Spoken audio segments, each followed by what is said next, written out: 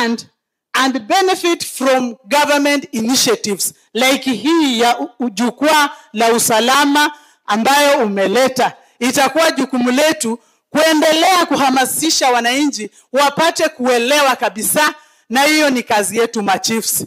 Kwa hayo machache, nashukuru sana. Thank you so much, sir, for coming, and have a good time in Busia. Thank you. Thank you. Tumpigie dada makofi. Madam Chief. Ongezwe makofi mengine. Sasa Chief Francis Jobana. Karibu.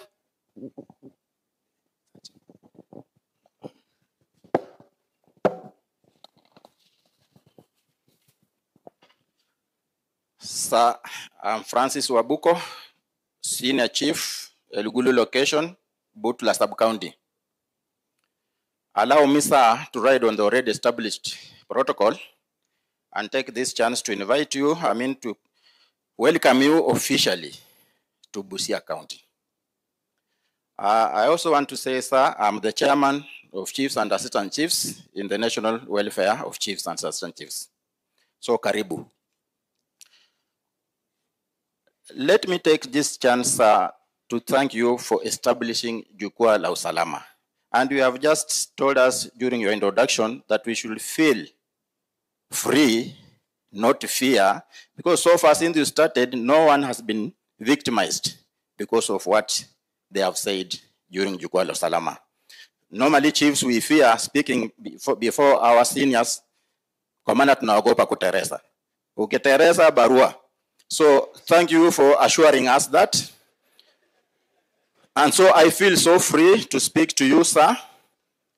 We met the last week at APTC Mbakasi, and you assured us that we should not be worried as far as job progression is concerned, as far as promotions are concerned, and you promised that our brothers and sisters who are already at Mbakasi, they will come back when they are already promoted.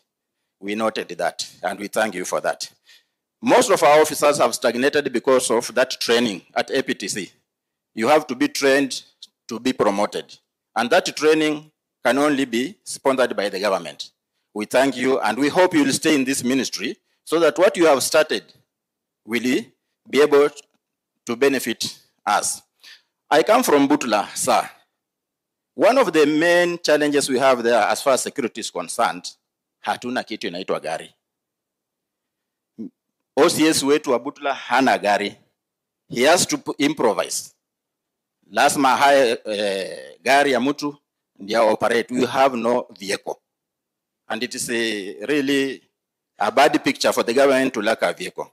Another issue, sir, most of the chiefs who retire, including my senior principal chief, their pension takes too long. A chief has to travel to Nairobi so many times for the processing of pension to take place. Another issue, as far as Butula is concerned, we have very few police officers. Butula as a sub-county, you are supposed to have around 147. Currently, we have only 37 officers there. The difference is just too big. On the other hand, because I'm representing in the welfare, we wish to thank you, sir. You sponsored our National Delegates Conference last year at Kenya School of Government. And you have promised to sponsor our election, national coming elections as a government. We are really thankful for that. However, we request you, sir, to sponsor training for the officials. We intend to embark on check-off system. Check-off system is a challenge. We will be getting a lot of money monthly. Without training, without proper training, it will be a big challenge. And when we fail as chiefs, the government would have failed. Because chief and the government, they are one and one thing. Coming back to Busia, Busia is a border county. We have a lot of challenges of aliens, undocumented people coming into our county. They come with a lot of challenges. As far as security is concerned, contraband goods, they come in. Trafficking of even human beings. Wasichana wengi wanatoka huko wanakuja huku kutafuta kazi, and they become a big security challenge. However, we have been able to manage. NPS, the chiefs, And even the Nyumba Kumi community policing, they have really supported us. And we are really thankful for the government for what they have done. I wish and hope, sir, you will be able to continue to push for us so that we succeed as a ministry. Thank you. Asante, tumpigie Chief makofi, Francis.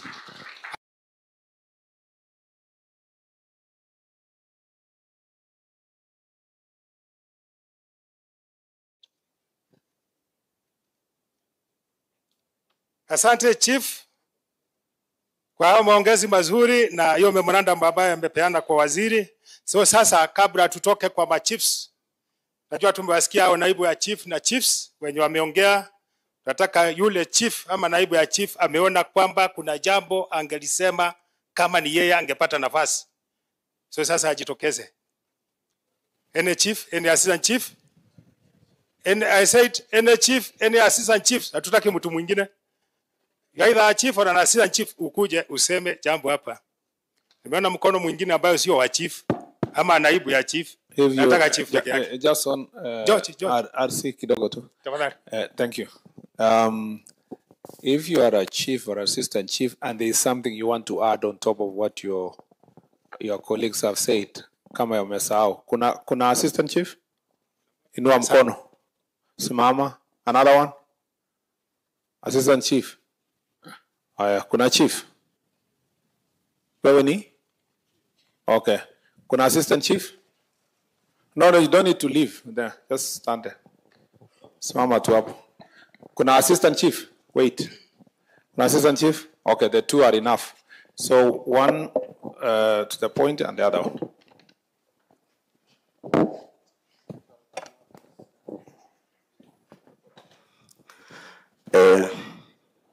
Sa kwa majina mimi naitwa Crispinus Dinde Okwara, Senior Assistant Chief Mungat Sub-Location, iko Nambale Sub-County. Sasa tuko na challenge maneno ya treatment. Tumeenda hospitali zingine zote zinatishinda kututibu. So naomba SHA tusaidie. Tusaidiwe upande wa matibabu. Tukienda kwa hospitali zinatufukuza. I've been sick. The insurance wanasema tuongeze pesa tukienda kwa hospitali. So tunaomba tusaidiwe sehemu hiyo. Asante. Haya, leta chombo cha. Yes. Sir, Chief, there must be a specific problem. Because it cannot be general. Lazima your case iko specific. Because it cannot be the general SHA. Tukienda kwa hizo hospitali ndo zina demand pesa. For example, nikienda kwa hospitali nataka nifanyiwe MRI, wananiambia kwamba niongeze shilingi 17,000 ama 20 ndio nifanyiwe, alafu SHA itachukua shilingi 10,000. Sisi tunawaambia kwamba our program is comprehensive. They don't want to listen to that one, sir. Are you talking about SHA registration or the hospitals? No, wait. Are you talking about the SHA registration or our specific insurance cover? Our insurance cover is being denied in the hospitals. Yeah. They don't want to recognize. So the service is not in that hospital where you went? Yes, sir. In the specific hospital? Or all hospitals? Most of the hospitals. No, it cannot be like that. It cannot be all hospitals. You have, or ama hujaweza kuweka your specific problem. Because level, ukienda hospitali ya primary health care, for example, you don't need to pay anything. You don't need to pay anything. Ukienda kwa dispensary hapo. So let me now just be specific. For example, yeah. So, but if it is a private specific issue, you can approach Beverly Agusaidie. Yeah. But if you are talking about the general policy issue, you can explain the policy. But if it is something affecting you specifically because maybe in your registration for SHA, your bandwidth the coverage is up to a certain level, and you have to top on top of the coverage to a certain level. So unajua wewe ndio unauza mambo ya SHA, so you know it's up to what stage, what registration, what bandwidth imewekwa. But if it is something that is personal to you, you can talk to Beverly. Yeah. But it will be very, I would be more happy, because I'll also be very happy in this meeting to answer questions related to SHA. It will be very nice to know the specific policy problem you have. There are some hospitals that are not recognized by SHA. They are, and you've heard the minister has announced some of them are supposed to be closed because either they violate the regulations, they are not registered, or they don't meet the health standards. And so I would be very happy to answer the cross-cutting policy issues, but also to get feedback, because you are the ones who implement mambo ya SHA kwa ground, so that we can make it better as we progress. But you know, your statement, I initiate exactly what is the problem. Because we tumesema tusaidiwe SHA cover, but you see it is not the case. In your location now, many people have been covered by SHA and paid for. So there has to be a certain specific policy issue so that we help each other. You want to help him? You want to help? Yes. Make the statement. I want to add on my colleague's concern. I think our medical cover is around 700,000. 700,000 is a small amount of money when you talk about medical cover. It depletes very fast. So I request that it should be increased to at least minimum of 2 million. Because I have experienced this during this year, and it depleted until I had to go to Harambee House so that they can be able to give me something else to assist. But our chiefs, the way our colleagues have presented, sisi tunapigwa hapa na watu wa Chang'aa, tunapigwa na wezi usiku, and we need a proper medical cover, sir. Nimekuelewa sasa. So you are saying, now that makes sense. Yes. Your cover at the moment, based on the job group, yes, covers you up to 700,000. Yes. So you are saying, let us enhance the cover. That yes. makes sense. Outpatient should be increased to at least 100,000. Nimekuelewa. From 75,000. Nimekuelewa. Yes. I've understood. Yes, sir. Thank you, sir. Yeah. 75,000 is for outpatient, right? Yeah. It's 75,000 patient. And then inpatient. I understand now, it makes sense. It's the job group and the expansion of your coverage where the job group can cover. Yes, Chief. Sir, mimi naitwa Emase Juvenalis, Chief Angoromo location. Ambapo ni hapa tu karibu na pande hii. Hapo karibu niko na ofisi hapo na iko shamba ya serikali. Watu wengi wameingia ndani. Wana encroach. Hata county commission amenisaidia sana, lakini bado wako tu wameweka malori pale. Hata kuna wengine maofisa wanasema ya kwamba wamenunua mahali pale. Na hiyo shamba ililipwa watu 1987, ambapo tulikuwa na mambo kidogo hapa na boda yetu. Sasa hapo iko tu wazi mahali pale. Nasumbuliwa sana. Kwa hivyo naomba unisaidie nione ya kwamba shamba serikali tunailinda na tunaisecure. Asante sana sana. Thank you, Chief. Proceed. Thank you, chiefs. Nafikiria tumepewa nafasi ya kutosha, na sababu ni sisi tuko watawala. Ningeomba tu mtu anaitwa village elder mmoja peke yake. One village elder, tafadhali msema mtaa, simama. You can take that mic to him. Village elder, tafadhali. Imeletwa? No, bado. Just hold on, mzee. Just hold on. Let's have the ACCs. The ACC will come to the public when tukimalizana na officers. Thank you. Okay. Asante sir. Yeah. Asante waziri. Assistant County Commissioner tafadhali.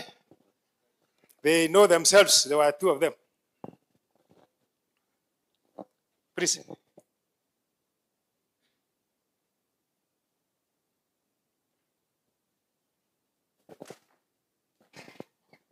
Yes, our guest of honor today, our CS. All protocol observed. Good afternoon. Yeah, my name is Jacqueline Sabule. I'm serving as ACC 1 Busia. I'm really honored to stand here to address issues, to articulate issues that concern ACCs for Busia County.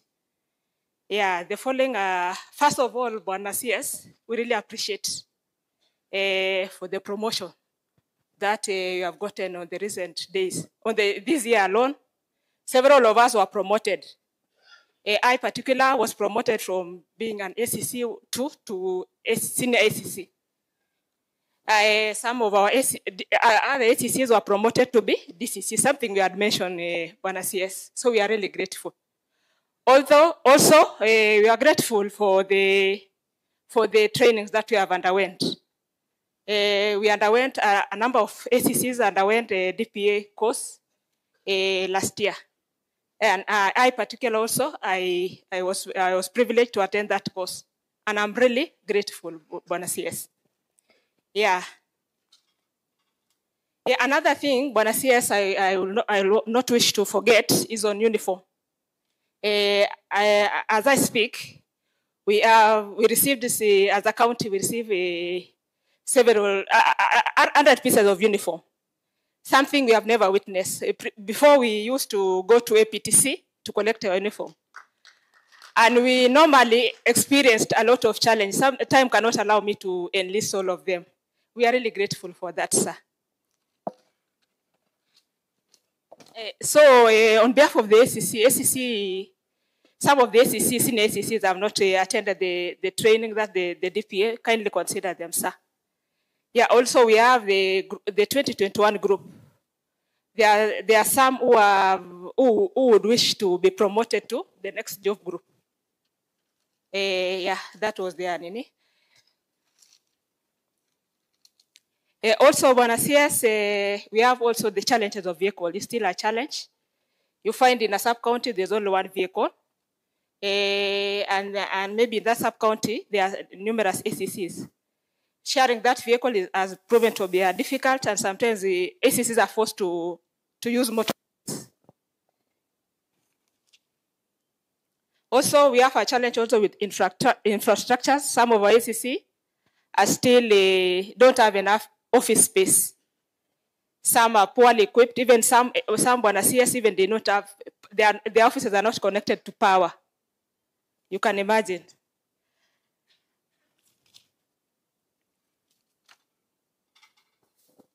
Yeah, there's another issue on climate change. There's something the chiefs forgot. We are taxed as a GAO. We are in the forefront in ensuring realization of 15 billion trees target by 2030. The GAO in general, sometimes we are faced with the challenge of getting seedlings. We don't have seedlings. We have to use our own money to purchase the seedlings. And sometimes kindly, if possible, the chief maybe be facilitated so that they can acquire their own nurseries, so that whenever we require seedlings, we don't have face that challenge. Also, sir, being in a porous border, maybe I'll talk something on being on a border sub-county. There's the issue of porous border. These are gazetted routes, and it has always promoted the human trafficking, smuggling of counterfeit goods like cheap alcohol, even movement. You find even illicit brew. Our other side, they are not restricted in brewing this illicit brew. So sometimes they find their way into our areas, and it has become very difficult. Although our multi-agency team, we have been working together in collaboration so that we ensure that vices is reduced. Also, the issue of street children from Uganda. Uganda, they don't have a proper system. So you find children from Uganda, the young children, their education system is not like ours. Ours, we strive to make sure that our kids are in school, but for them, their children are just left out. So that sometimes they cross over and they facilitate this small theft, this burglary. Yeah. So, but we are working hand in hand with other security agencies, and we have been able to control that. Bwana CS. Yeah, another issue, the last one, I wanted to talk on GBV cases. They are very rampant in Busia. And I've attended a number of stakeholders meetings with other like-minded people. And they have always wished that they get fund too, because so that they can put up a safe house. Because these the women who are the women sometimes they lack justice because after their injustice have been done to them, they have to return back home. So if you can get some safe house so that you can hold them temporarily, so that before justice is done to them. With that few remarks, we are really grateful, sir. Thank you. Asante, tumpigie Jacqueline makofi, ameongea vizuri. Yes, my brother Okoth. Briefly, tafadhali. Thank you so much, RC. Our CS, Honorable Kipchumba Murkomen, and all protocol observed. Amjambo. Bwana CS, I have some few issues to bring to your attention. One, sir, is allow me to thank you for the introduction of NGAPU, that is National Government Administration Police Unit, that was introduced by you and the ministry. The only request that we are putting across is to help it get operational so that it can help us fight these illicit brews and any other illicit substance within our areas of jurisdiction. Sir, I would also want to put this to your attention, that if you go to Samia sub-county and Bunyala sub-county, those two sub-counties are categorized by TSC as hardship areas. But on Ngao, our team has not been recognized for that.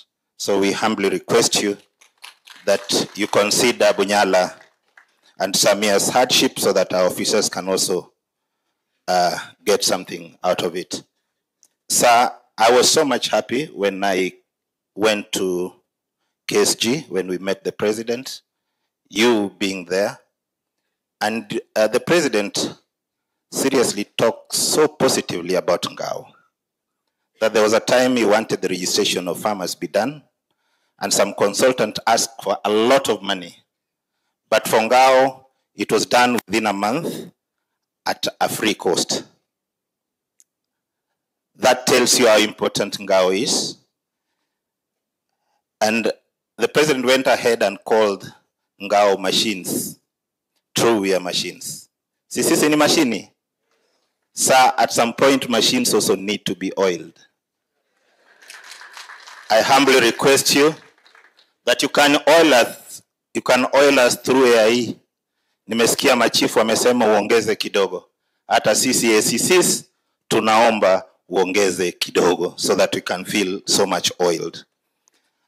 We get pained sometimes, sir, because we know and we understand sometimes politics runs the country. Tukisikia wengine wanasema Ngao is totally doing nothing, this unit should be scrapped off, it also scares us. So we humbly request you that with the help of His Excellency the President, let us retain Ngao. It is a very important unit within the government, because if you walk around, you'll find the offices written, Office of the President. Like my office is written, the Office of the President, but His Excellency the President never entered into my office. So we represent him in those our areas of jurisdiction. So we humbly request you to help us retain this unit, because when it comes even succession, it is our chiefs and the assistant chiefs and the ACCs who helps the public. Sisi ndio tunajua watu kwa ground. Mtu anaweza kuja aseme hii shamba ni yangu, babangu alikufa, nataka hii shamba. Lakini without the chief and the assistant chief, we might end up giving land that does belong to those people. So we humbly request for that. And even it comes to ID and birth certificate issuance. Lastly, sir, in Nambale, where I come from, there's a division that had already been initiated, though it has not been operationalized. Through the CDF, the MP helpers, and an office has been put in place. There's no ACC. Imagine, sir, I cover 3 wards as an ACC for Nambale. It is so vast, and at times I find it so difficult because you all know that the ACCs don't have cars. And ile gari tuko nao na Nambale, Madam DC, I think will say it, tuko na gari mzee, ile tukitaka kuenda mali lazima tuite wananchi wakuja watusaidia kusukuma ndi ngurume, and at some point tunakwama huko kichakani. So in that sub-county tuko na shida ya gari. So we humbly request you, sir, to help us get a good car for Nambale sub-county. Thank you so much, sir. Say your name. My name is Okoth Wende, the Assistant County Commissioner, Nambale Division. Thank you, sir. Asante Okoth kwa hayo machache. So tumeendelea vizuri kwa hiyo session. Kwa nimeita OCS kitambo kidogo. Na vile muda umeyoyoma, ukiitwa tafadhali useme kwa kifupi. OCS alikuwa ameambiwa ni gani atasema, anajijua.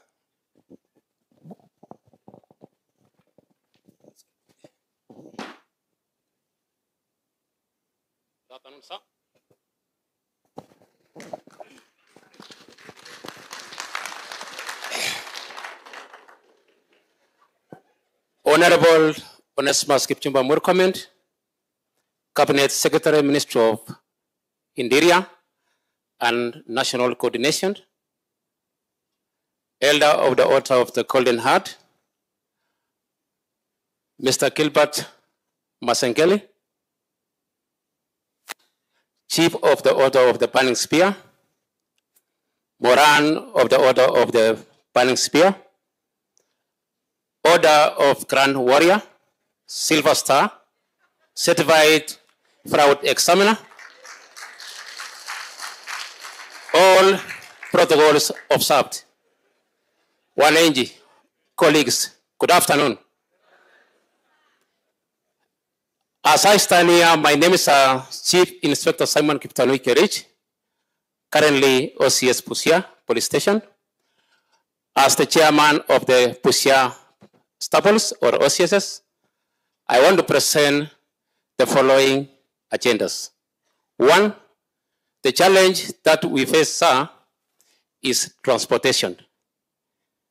If I cite most of the police stations within our county, station commanders have vehicles which does not run fully. For example, the kind of motor vehicles we are being provided are Mahindras, which does not conform with the terrain. In fact, they are being taken for services on weekly basis or on 2 weekly nights. If we can be provided with this type of motor vehicle by the name Land Cruisers to all police stations, I want to believe, and I assure you, all station commanders will be able to promptly respond to crime incidents.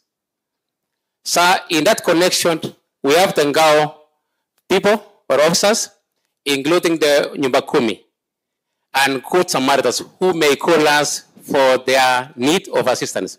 But then it will be very hard to respond promptly. But then if we are provided with these Land Cruisers, it can go all the way. Second agenda, retraining. Because the DIG is here. Some time back, there used to be PTC, Provincial Training Centers.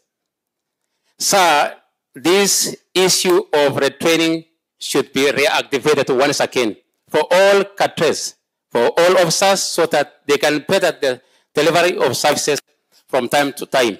In fact, the ability of knowledge passed from the training centers will be up to date in order for us to meet the center of excellences in our police stations. That agenda is communication gadgets. Currently, sir, along the borderline within Busia, remember the network sometimes is roaming.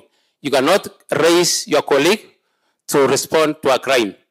Instead, it takes a lot of time. But then if we have communication equipments so that you can raise your colleague for any eventuality, the better for us so that we can act and respond promptly. In that communication equipment, sir, we request airtime. If airtime can be captured in terms of monetary to the OCSs, not only in Busia County, but across the nation, the better for us as station commanders. The fourth agenda, sir, is about the authority to incur expenditure. Sir, we are privileged to be captured in that sector, but then it is insufficient for us in order to make sure our police stations are taken care of, either by painting of cells, painting of the police stations, issues of expenditure in terms of wiring. Remember, we get a lot of mishaps within the police stations, so that if we can be, if it is increased, then the better for us. But then I want to tell you that there are some police stations who are not captured with the AIs. So we beg that them be captured so that we can all prevail or swim on the same boat. The fifth agenda is about housing. Housing, sir, if housing can be constructed within and around police stations, for us to respond and to have officers within reach, the better for us. We are privileged to have land, some of the police stations. If those police stations can cater housing, the better for our officers and for our seniors, in case we need to have an issue so that we can reach out to members of the public.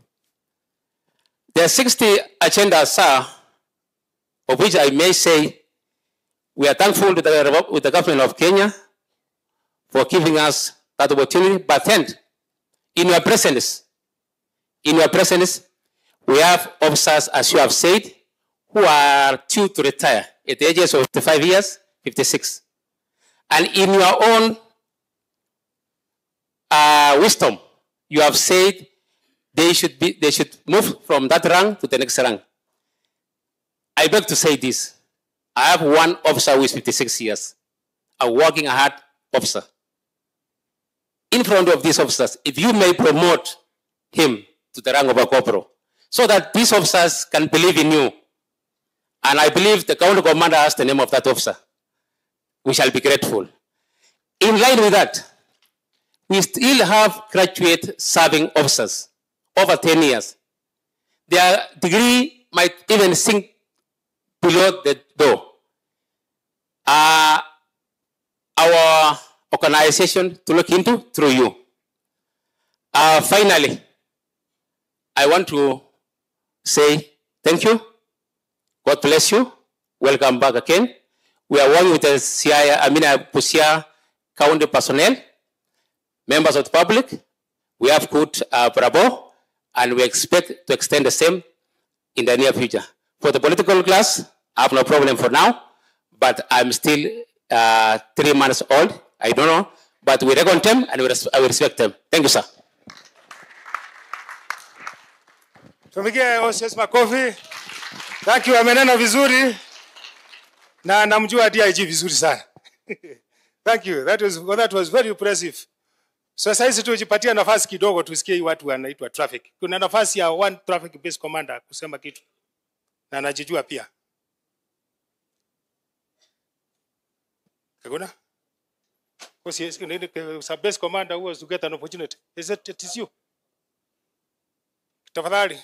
So tukimaliza na base commander na vile tunaendelea tukielekea huko. Sasa senior officer, you be very brief. Then very brief. Kiterasa.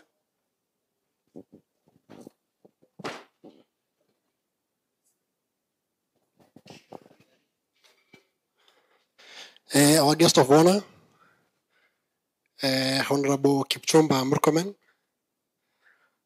our DIG, Administration of Police Service, Mr. Gilbert Masengeli, all senior officers, all protocols observed, good afternoon.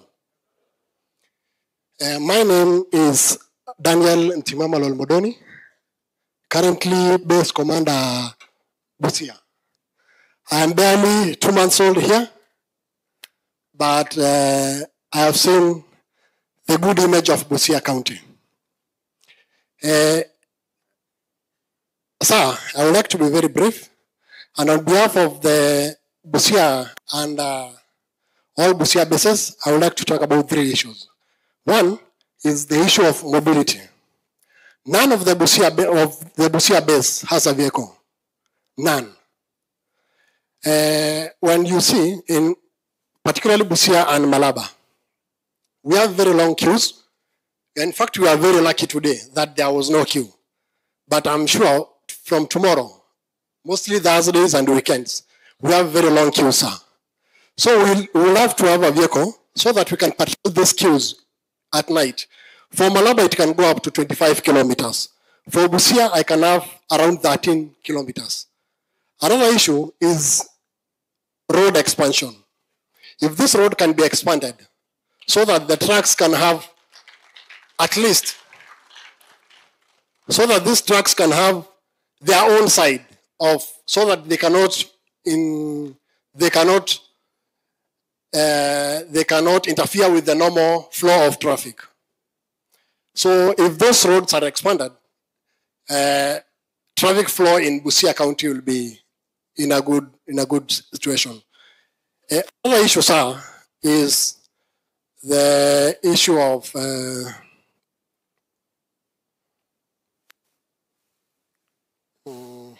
God, mobility. Yes, sir. So, yes, sir. The other issue, sir, is about our custom. I was about to forget a very important point.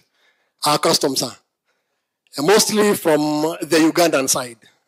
Sir, if you can talk with them, because in my 2 months stay here, I have done my own analysis. The time taken to scan a tanker, a fuel tanker, is from 2 to 5 minutes, which takes a maximum of 5 minutes. And the time taken to scan a container is a minimum of 1 hour. And these vehicles use just a single scanner. If we can have 2 scanners, one scanner for the tankers and the other scanner for the containers, I assure you we will not have these long queues in Busia. Without much ado, sir, that's what I wish to present. And we thank you, sir, so much. We feel now that the leadership of the National Police Service is well catered for, and you have brought the service to the ground. Thank you, sir. Thank you. Asante kwa hayo. So saizi tunataka tumuite I don't know whether it was a rich sub-county AP commander mmoja wao. Sub-county AP commander from any of the sub-counties in Busia. Tafadhali njoo kwa haraka. Baada huyo tutamuita OSPD ajitayarishe. From that one tutamuita mtu wa DCI kutoka kwa any of the sub-counties. Na vile nilisema tunaenda tukipunguza ule wakati tunatumia kusema. Lakini karibu.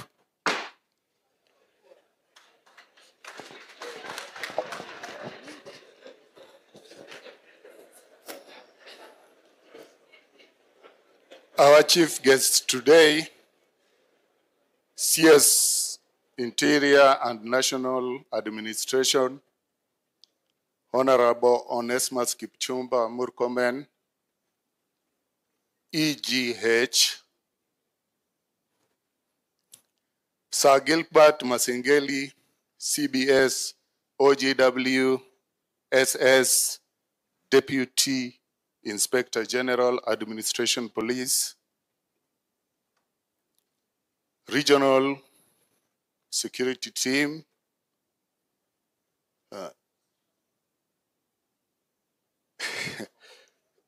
all protocols observed.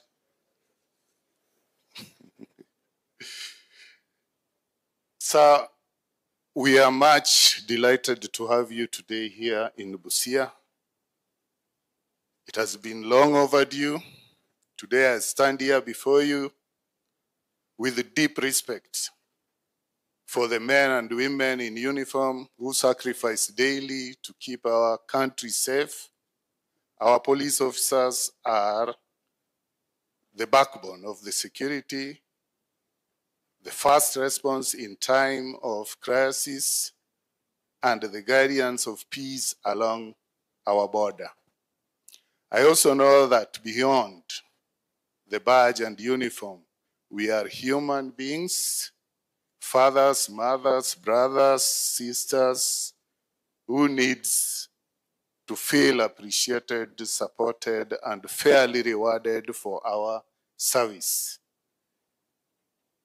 Sir, morale and salary increment that we received recently had actually and seriously boosted our officers, and more so for those who also had a job group ahead. Sir, there are much that have been said that I don't want to repeat, but I'll take this opportunity to request you more sincerely to also consider our officers who are working with the customs officers and immigration to be in your own consideration, prudently review their lunches allowance that has taken too long for adjustment. It will greatly improve their morale. A security border is foundation of safety for us, Busia. So I'll be jumpy because there I don't want to repeat what the others have said. Sir, it has been mentioned with the ACC Nambale, I think, and I also plead that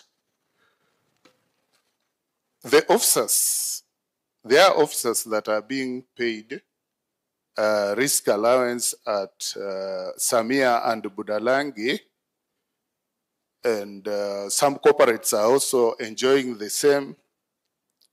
It is my humble request, sir, that you also consider our officers who work at Samia and Budalangi.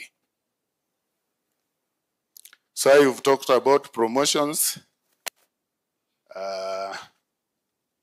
that has been also captured well. Sir, this one thing that is repeatedly being said, but I want to put it clear that, sir, with the development projects of the national government and some development projects of the county government, all roads within Busia County are graded and they are smoothly operational. Sir, these roads are connecting our border country, that is Eastern Uganda, directly, and the border is so porous. Sir, the illegal border business that is happening around is nowadays upgrade. They are no longer using human. Sir, they are using vehicles.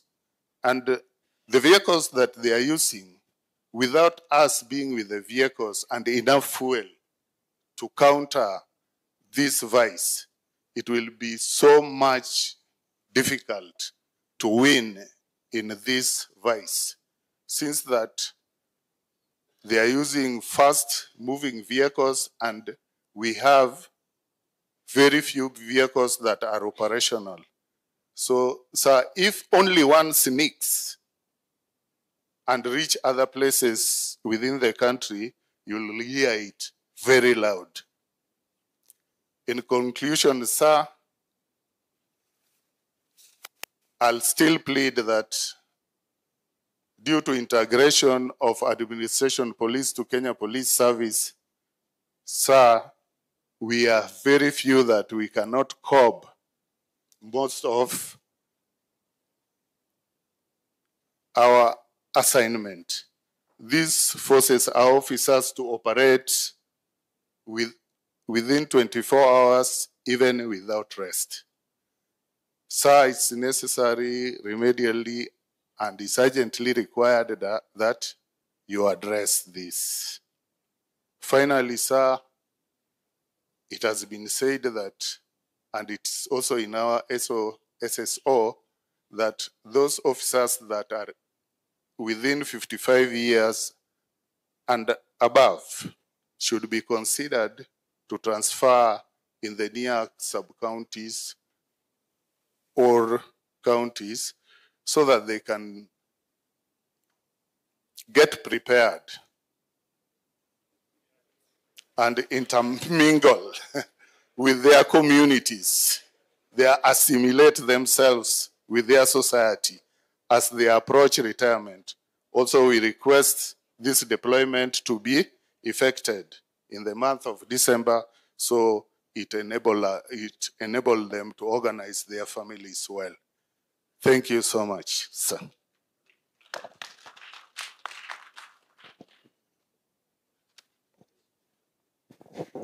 Asante komanda kwa hayo. Tupige makofi, ameongea vizuri. Toka hapo tunataka tuone company commander, GSU company commander, tafadhali. Then baada ya hiyo kutakuwa ndio ile OSPD. Kama unajua OSPD ni wewe utasema, na OSPD DCI, tafadhali. Sir, Mr. or Honorable Kipchumba Murkomen, who is also my neighbor from Rift Valley. I'm facing you from the other side. My boss, my friend, whom we work together in Meru, in Eastern Region, Mr. Amasengeli, our DIG, our governor, our all protocols established. Good afternoon. From General Service Unit, I will not say much. I'm just 2 months old in this region. Sir, most of the challenges General Service Units are facing, we channel them through the Commandant GSU, through the staff officers, and that is why every time in your office you receive the challenges we face. However, there is some challenges that you may not ask our commandant, who is an honorable commandant. There are some challenges that you cannot address, like the accessibility of our camps. So I am the commander of GSU in this region, but where we are residing, sir, is not accessible, especially when there is rain. Sir, I did not say my name. My name is Thomas Chelimo Gipkulei. I'm sorry, I've forgotten that. Sir, from that area, the peak of Mount Elgon, where we are residing, there is a lot of threat of cattle bustling, and even the one I had my regional committee, security teams and sub-county talking about the contraband and other crimes. So for us to access the road to discharge our mandate is a challenge. I don't know whether we have the CDF that are mandated to repair the roads, or the governor has any fee or money that he may use to correct the roads. But let me not dwell on that. I saw also at the peak of Mount Elgon, where the base camp, where I command the whole region, we have extreme weather. It may go beyond even 10 or 5 degrees centigrade. And the houses we are living there is uni-huts.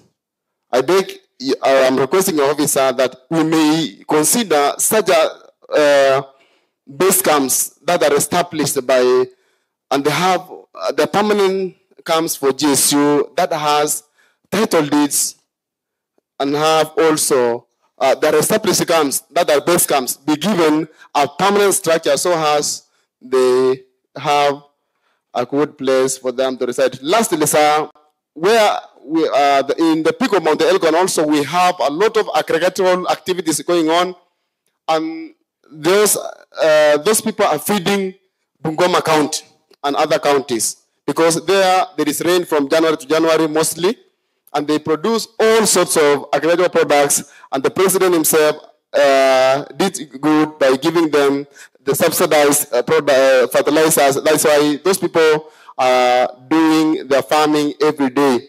Lastly, sir, I want to appreciate our boss, Mr. Gilbert Masengeli. So I wish you know you could show me where you come from here so that I visit your home, or I post some GSC officers there, because you've boosted the morale of our officers. Even today, he did something on our officers, on quarter guard and general service unit officers who are manning this place. I'm happy today to report to my boss that, sir, today we have 2 section commanders amongst ourselves. So, sir, may God bless you as you go back. Tell our IG we are ready, and may God bless you. Asante, tumpigie komanda makofi, ameongea vizuri. Hospiti, tafadhali, kwa kifupi, anasema points peke yake.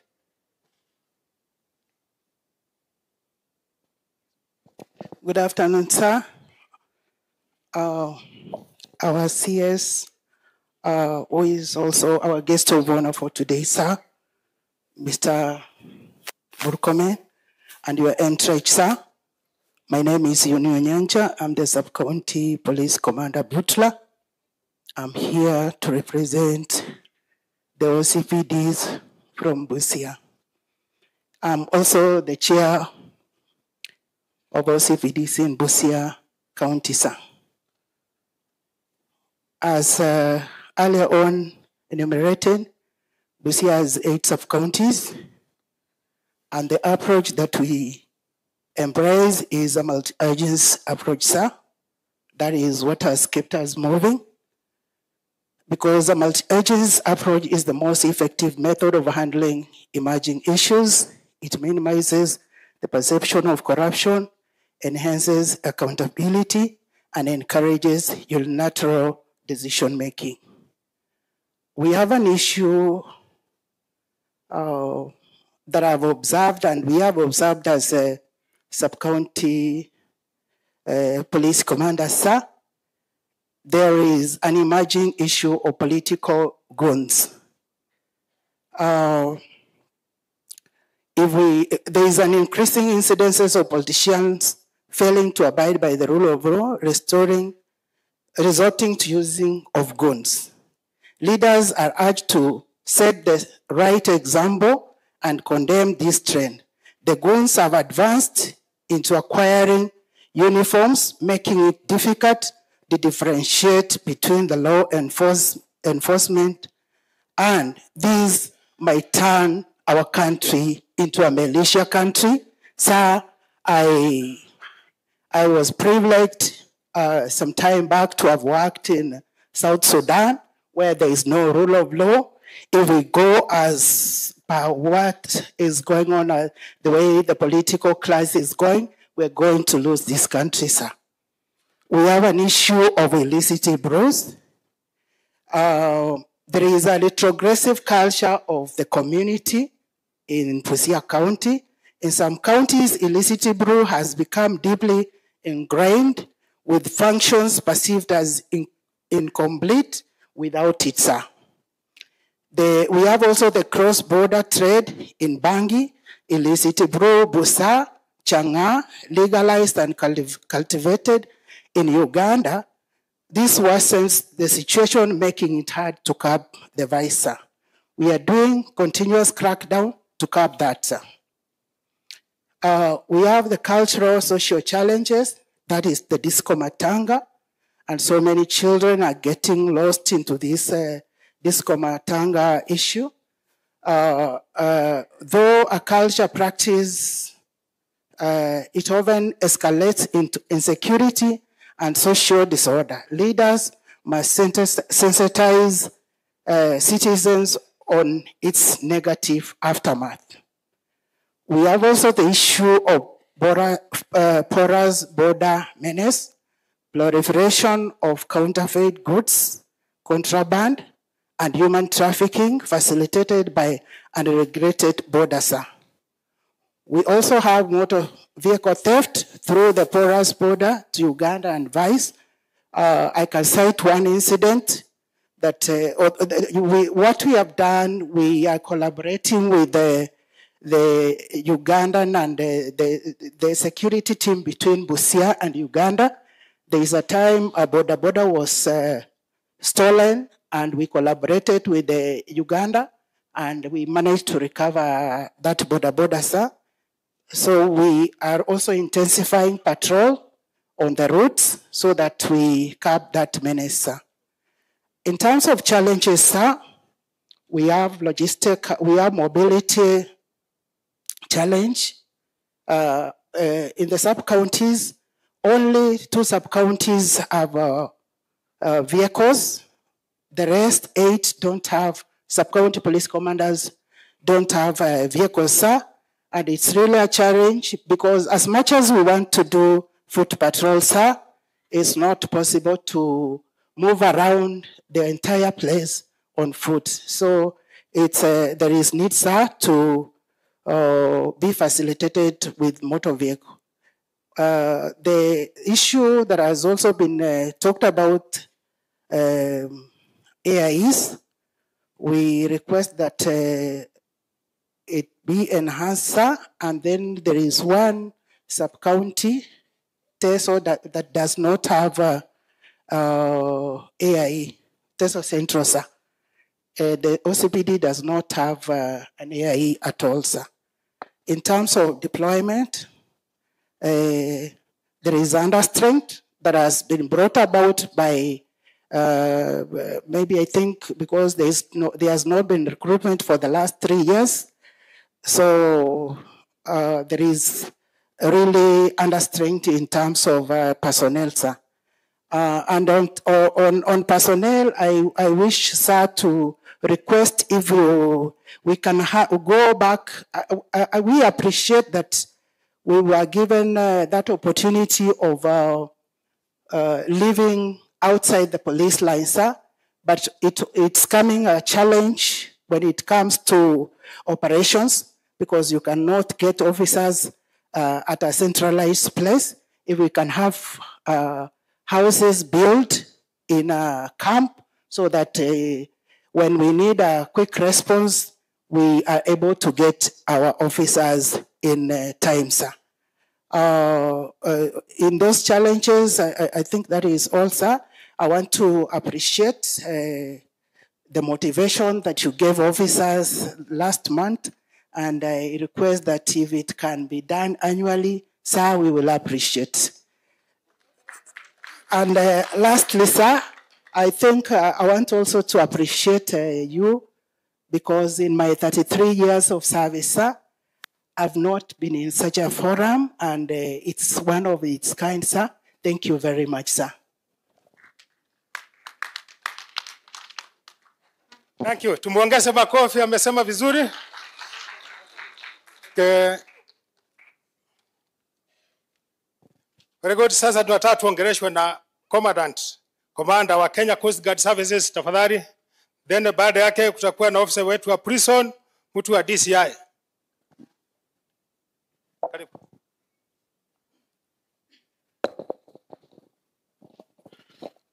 Thank you very much, sir. I'm here on behalf of our DG, Mr. Shiozo. He would have wished to be on the ground with you, sir, but he was held up with the issue of Shiozo in Mombasa.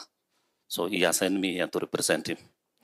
On the onset, I would like to say, sir, Kenya Coast Guard Service is the enabler of the blue economy, which currently is being pursued seriously by the government. And to enable us to do that, we require quite a number of items, which, sir, I'm proud to say that we have completed the processes, and very soon you will see them in your offices. One is on terms of equipment. And when I say equipment, I mean ships and boats. So that one is somewhere around your office. Only what we request is for facilitation through the government for them to be acquired. The type of equipment that we currently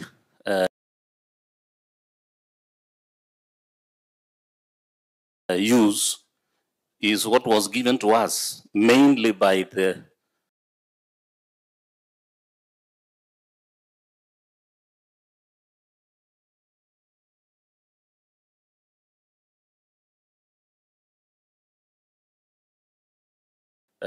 Marine Police unit, which was disbanded and observed in were below the operational capacity that is needed by Kenya Coast Guard Service. It is hardly 6 years old now, so it has come in with no equipment, no infrastructure, no surveillance systems. When we took over 8 stations from the Marine Police unit. Now we have expanded by 3, and we have, along the period, we've managed to construct stations in 3 of them. One is Port Victoria, where the MP of the area, Mr. Wanjala, he played a very big role in us getting that land. So we really appreciate his input. We have a small challenge. We were meant to finish that station by April this year. And we could have been very happy, sir, to invite you and your team, including Mr. Wanjala, to come and open. We got a small challenge with the contractor who was there. He suddenly disappeared along the way. So he left some little job to be done. And the work which we had started was phase 1. Now, there is some few jobs to be completed in phase 1. What the contractor had done is almost 85–90%. So we have little jobs to do for phase 1. And then we would wish, so we combine it with the phase 2 works so that the station is habitable. We've managed to, we are in the process of finishing phase 2 in Baringo Station. And then I think before end of September, our Askaris will be in. We also managed to finish phase 1 in Mbita. And we already have our personnel in it. So we are pushing the 2. We had done the processes of establishing one in a place called Sori. That is Nyatike West in Migori. And all the PQs are out. You assist us, we'll advertise the same. And we have also gotten land in Lowarangak, that is in Turkana County. We also have land in Illired. I was there 2 weeks ago, and the community has allocated us land. Our request is to assist us to build them.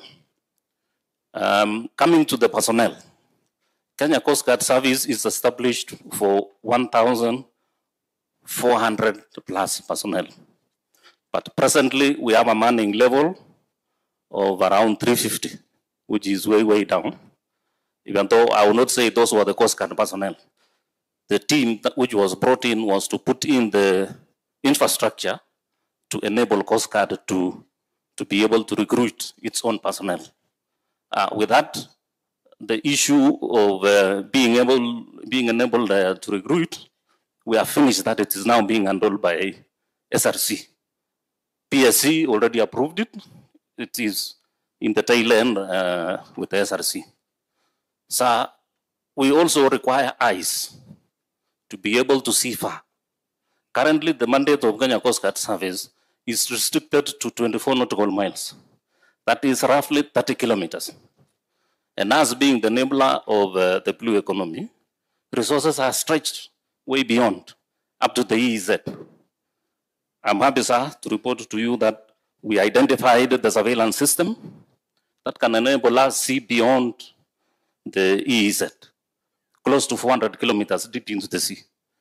So we will request that you push through for us so that we can be able to attain our mandate with no problems. With that, sir, I would like to end my brief. Maybe other issues may come during questions and answers, and we'll tackle them. Thank you very much, sir. Asante, tumuongeze makofi, amesema vizuri. Ofisa wa Kenya Prison Service, na tafadhali kwa kifupi, in brief. Karibu.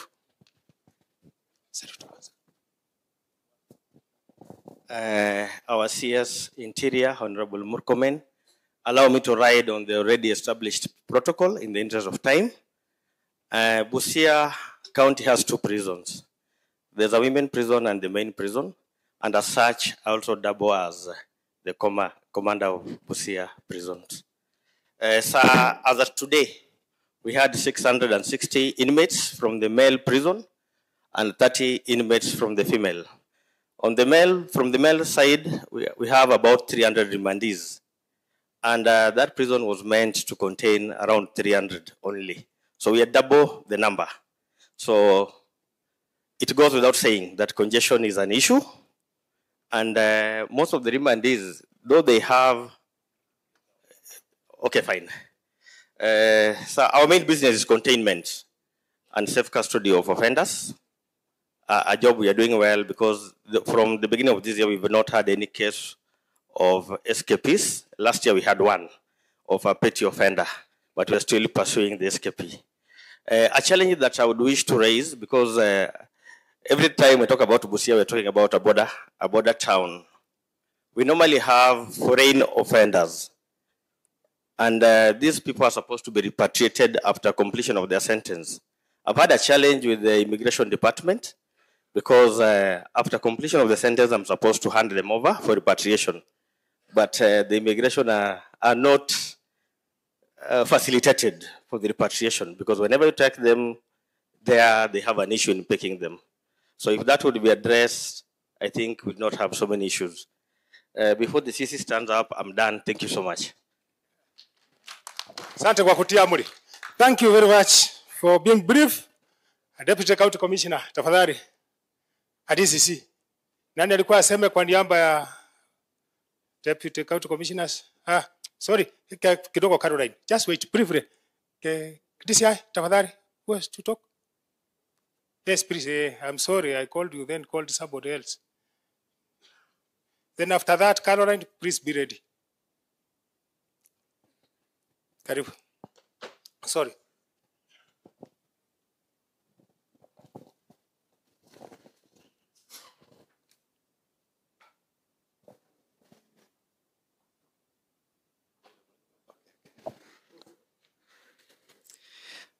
Our guest of honor today, Honorable Waziri sir,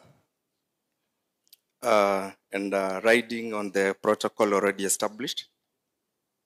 My name is Frederick Baraza, Chief Inspector of Police, and serving as a Sub-County Criminal Investigation Officer of Teso South Sub-County. So, I'm standing here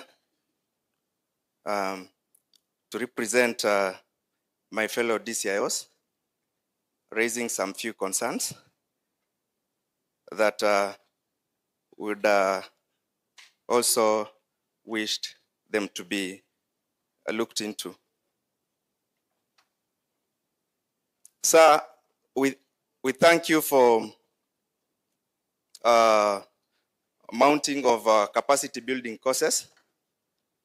However, we request that more of these courses be mounted to equip the officers with enough knowledge in curbing the ever mutating crimes.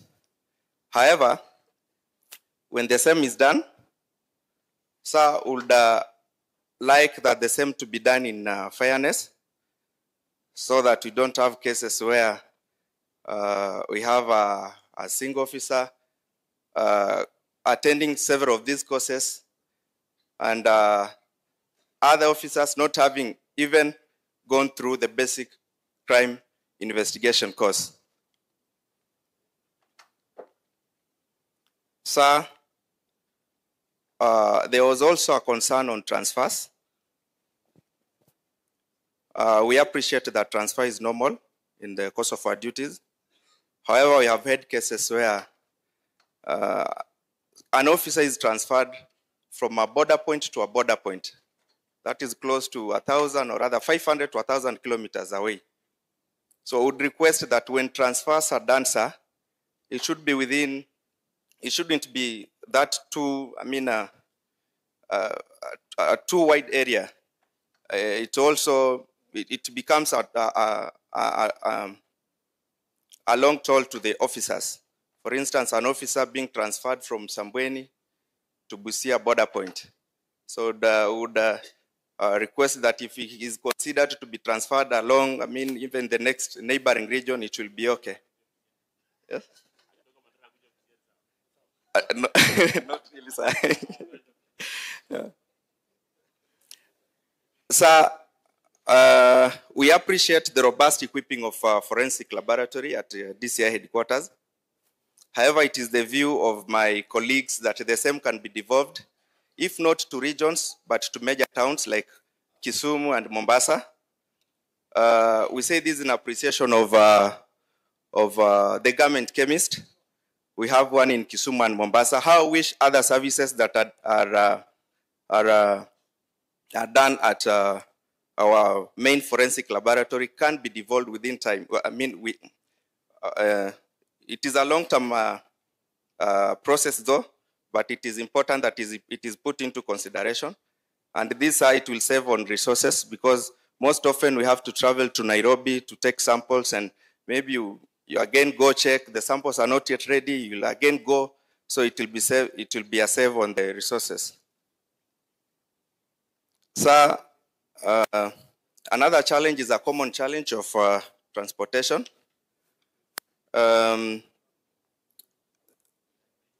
We only have 3 sub-counties that have motor vehicles. Unfortunately, the rest do not have. And we are at the border point, and it is akin to a gate. We are now like the guards who are deployed at the gate. And when we are not well equipped, it becomes problematic in executing our duties. The same also applies to acute shortage of personnel. Yes. Then it is also desirable that officers who have medical conditions to be considered on promotions. The current promotion procedures, we found out that it is not fair because it requires a procedure like matching towards the board, and some of these officers are disadvantaged with that. And also, we request that those with these conditions be deployed to their home sub-counties. A case in point, we have an officer in DCI Butula who is on wheelchair, and we request that if he's deployed to even his home station, it will be of good help to him so that he can actually get assistance from his family members. So on also, I'll talk briefly on the fuel. Site is not enough. Operating on 15 liters per day on fuel is not enough. And it is also a prayer from my fellow DCIOs that they be considered to a promotion, for a promotion to a rank of ASPs. Majority of them are chief inspectors, so that it gaps that disparity between them and the sub-county police commander. And thank you so much. Asante, tupigie makofi, mmenga vizuri. So saizi nataka tutayarishe hapa, at least imekaribia yule wakati wetu wananchi. Nataka tuanze kujitayarisha. Na vile tu wengine wako mbali sana, tukikutafuta kama tutakuita na utasema utakaribia hapa. Kutatangulia kabla Deputy County Commissioner kuje, kama kuna president wa Alupe University. Yuko? Prezo wako? President wa Alupe University, tafadhali baada ya Deputy County Commissioner itakuwa ni wewe. Tafadhali karibia hapa. Wale ambao watapata nafasi ya kuongea, tafadhali pia tuseme kwa kifupi sana. Mtu aki extend kidogo Tunazima mic. So, Deputy County Commissioner, who is the Deputy County Commissioner? Oh, Caroline, please. So, tukimalizana huyo, tutakuwa na mtu anaitwa Okia Crispanas, ambaye ni Peace Committee member. Nataka akaribia hapa pia. Tukimaliza huyo, kwa niaba ya kina mama, tutaongeleshwa pena na mtu anaitwa Maureen Oyondi. Pia akaribia huko. Thank you, sir. Our CS guest of honor today and your entourage, elected leaders of Busia, fellow civil servants and all our stakeholders, good afternoon. Sir, my name is Caroline Onchoka. I am a Senior Deputy County Commissioner in charge of Nambale. And my colleagues have covered most of our areas. But I have one thing, sir, I want to appreciate you for your leadership in the Ministry of Interior and National Administration for initiating Jukwaa la Usalama. Sir, in the setup of the army, you are our general, and we are your foot soldiers. When you come and see the foot soldiers, there will be a lot of motivation. So I assure you, we are motivated, and we assure you, on behalf of my colleagues, we will work harder to make sure that we give services to the people of Kenya in this side of Nambale, of Busia. Sir, we are grateful for the leased vehicles you've given us. It has done a lot of good work in our sub-counties. However, some of us do not have those vehicles, and those vehicles, we are treated the same with our colleagues who are having leased vehicles. And we were left with the vehicle that was not returned, the Ford Ranger, where it needs a lot of money to run it, and you are given just the same as our colleagues. So, sir, those of us who do not have, we share the same feelings all over the country. We are struggling. Those vehicles are getting too old, and nobody, the money to service it is not enough. We pray that, sir, we be considered. We are children of one home. We should be treated the same. Number two, sir, on infrastructure, some of us, we don't have offices. Our offices are small. We inherited the colonial chief's offices, and we are not able to accommodate all the staff. So some of our staff are accommodated on diaspora offices for other departments. So we are struggling. We are not able to give proper services the way we are required. Thank you for coming. We appreciate you. May God bless you. Thank you so much. Asante Caroline for being short and to the point. Now, I had asked Okia Crispanas, you are here. Karibu. Na tukisema kifupi kifupi. Kwa kifupi. Kwa kifupi.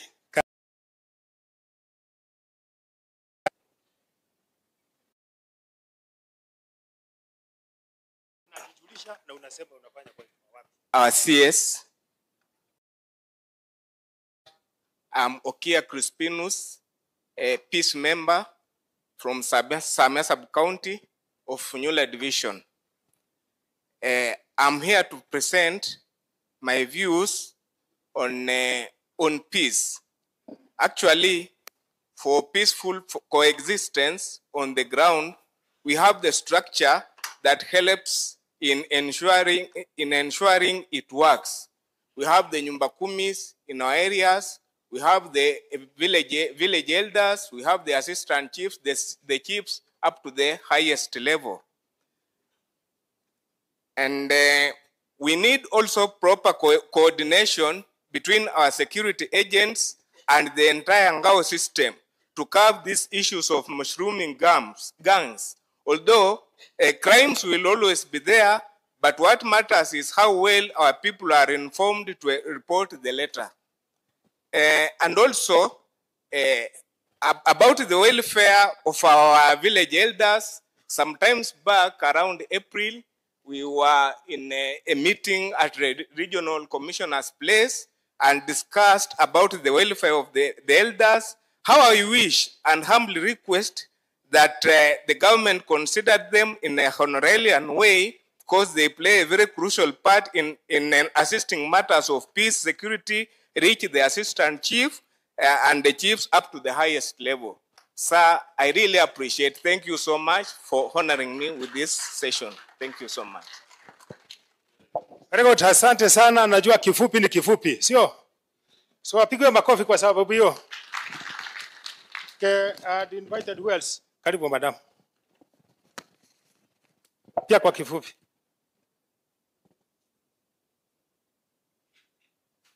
Karibu. Our honorable CS, all honorables present, all protocol observed. My name is Maureen Ayodi. I am the executive director of a CSO here in Busia called Baridi kwa Baridi Women CBO. I am also the national secretary of Women in Peace, Security, Mediation Network, a creation of National Steering Committee on Peace Building and Conflict Management. I'll be very brief because most of the things I wanted to talk about have been addressed, but I'll say this. A wise person once said, it is better to have a country to die for rather than have none to live for.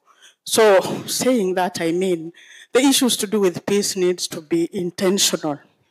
When we are talking about peace, let's be intentional about maintaining peace, protecting peace, guarding our peace, and therefore it means budgeting for our peace. I'm saying that because here in Busia, we have the county peace committee and also the sub-county peace committees. They were created, they have never been budgeted for by the government, and therefore running the peace committees becomes so difficult. And that is the only avenue where the civilians and the security teams meet to discuss about matters to do with peace and security. So it's my humble appeal, if these committees can be funded, if these committees can be budgeted for, so that when you are meeting to discuss about peace issues between security and civilians, we have an ample time. Also on the same note, we also have the county engagement forums that are dealing with the prevention and countering violent extremism. Again, it's a creation of the states. Again, that is not funded. We rely heavily on the CSOs to fund these county engagement forums. So we are humbly appealing to your office to actually be intentional about funding these activities. I also want to say this, at the police station, we have a CPU, a child protection unit, that again, beautiful facilities, but not funded. We are praying if we can have even a social worker seconded to work in that child protection unit, so that when we send our children there, or when the children come there for the services, there's somebody to take care of them apart from the police.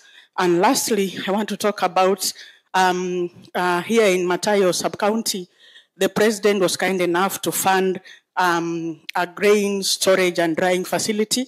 Upon request, we have a grain storage here in Matayos, funded by the president and the government of Kenya. This was to help to help us, those ones from these sides going all the way from Malaba to get fertilizers and foodstuffs. So we are praying, because the government has invested a lot in that facility, can we have a police post at that center? Because that is a facility that has costed a lot of millions. We pray that we can have a police post there to protect the facility and also the people around that place. I'm here also in my own capacity, also representing the CSO network of Busia County.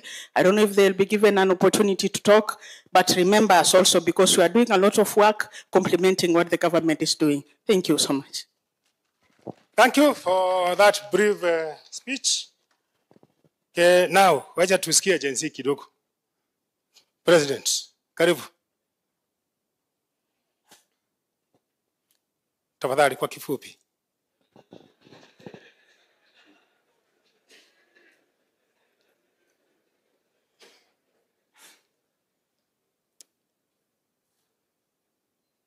Honorable CS, ladies and gentlemen, good afternoon. Being that I'm a teacher of chemistry physics, I will be talking on issues regarding comrades of Alupe University. Last year during our graduation, our second graduation, the county governor of Busia County promised to issue us with security lights. I know the governor is here with us, and very soon he will do as he promised. As we are in government that is working on things that are practicable and doable, the Excellency President William Samoei Ruto promised us last year to build for us a story hostel, and the construction is ongoing. Let us clap for the President for having done that for us.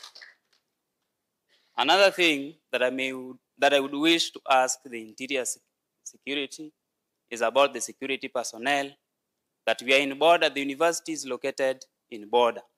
And let me congratulate the police officer, the OCS Adungosi, the sub-chief and the chief around Alupe University for having been collaborated with student organization to ensure that the security issues is well organized. Thank you, and thank you all. Very good. Thank you for talking in short. Apigwe makofi tena. Sasa namuomba huyu ndugu wetu ambaye ni mlemavu. Jensini mimi, asante. Karibu. Tunaomba tumsikize ndugu yetu hapa. Nani iko maiki nyingine? Njoo mpaka hapo. We have a brother who is representing people who are physically challenged. Father, enda hapo mbele kidogo. Hapo maiki.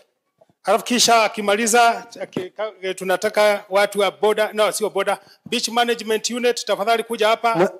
Mheshimiwa wetu Bwana Murkomen na Mheshimiwa Gavana wetu Bwana Otoma na MCS wote na wananchi wa Busia, hamjambo.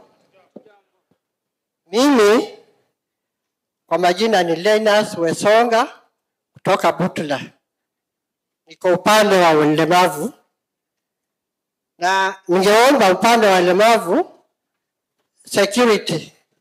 Kama security upande wa ulemavu saa zingine inakuwa na challenge kabisa.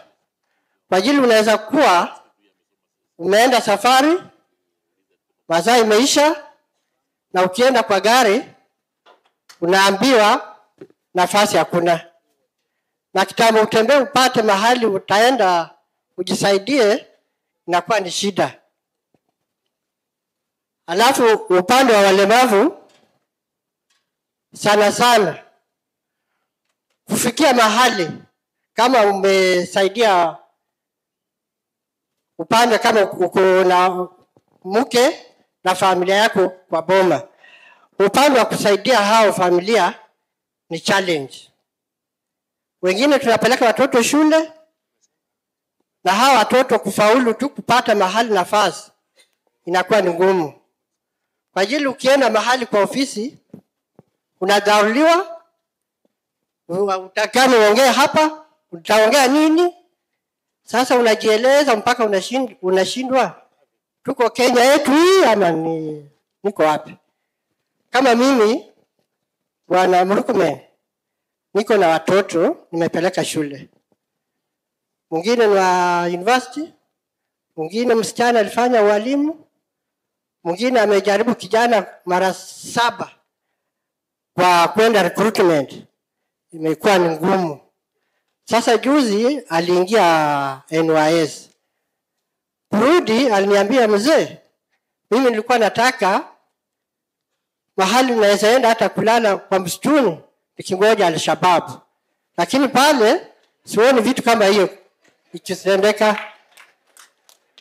Sasa mimi naomba hivi, kwa hii maboma nyingi sana Kenya hii, tuwe na kitu ya wale wa kusunguka wakiangalia hizo maboma ya walemavu iko namna gani.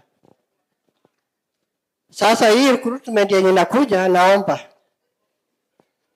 walimu aingie, huyu ya askari aingie, na ukiwa na masengele hapa, mtoto wa nyumbani, na namba yangu nataka nikipiga tu mnipe yenye, nikipiga kama nimekwama napata usaidizi. Nashukuru. Na hayo. Thank you. Apige makofi, chukua hii kifaa. Sasa tutamsikiza Beach Management Unit, baada ya hiyo tutamsikiza Clearing and Forwarding, kisha hawa wazee wa mtaa Sylvester Oduori, Wilmina Msuba. Mkaribia hapa tafadhali. Najitanguliza kwa jina. Okay. Our guest of honor, CS Kipchumba Murkomen, DIG, all protocol observed. Ladies and gentlemen, good afternoon. Kwa majina naitwa Vincent Omore. I'm the chairman Beach Management Unit of Osieko, and Osieko is where Busia is starting. I'm also representing Sylvester Kaiwa, the BMU network chair, ambaye hayuko pamoja na sisi. Bwana CS, nimesimama hapa kwa niaba ya beach 20 ambazo ziko katika kaunti yetu ya Busia. Na kwanza nataka kushukuru you coming up with this initiative. I am privileged as a fisherman to interact with you one-on-one to articulate the issues that are affecting us as fishermen together with the DIG. Lake Victoria is a shared resource for the 3 states. Na ilikuwa ni mapenzi ya Mwenyezi Mungu kwamba sisi sote tutatumia hili ziwa. But tumepitia changamoto nyingi sana.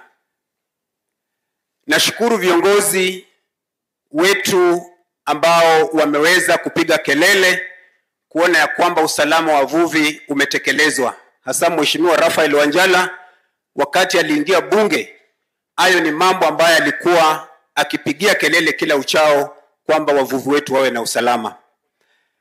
Na shida ambayo tuko nayo,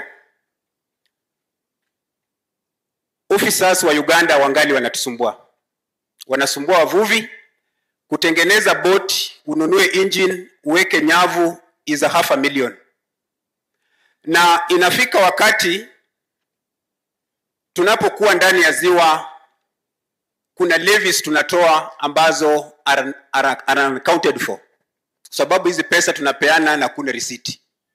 So we are pleading kwamba Fisheries Department pamoja na security inafanya kazi pamoja.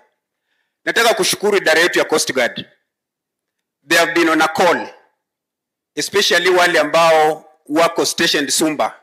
Sergeant Orinyo, huyo ni askari ambayo is on a call. Ukimpigia simu ataitika. So security inaanza na mimi na wewe. Ningeomba maofficers wetu ambao wako hapa tuweze kushirikiana.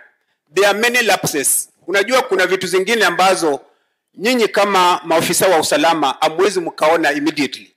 Lakini sisi ambao ni raia tuna interact nazo.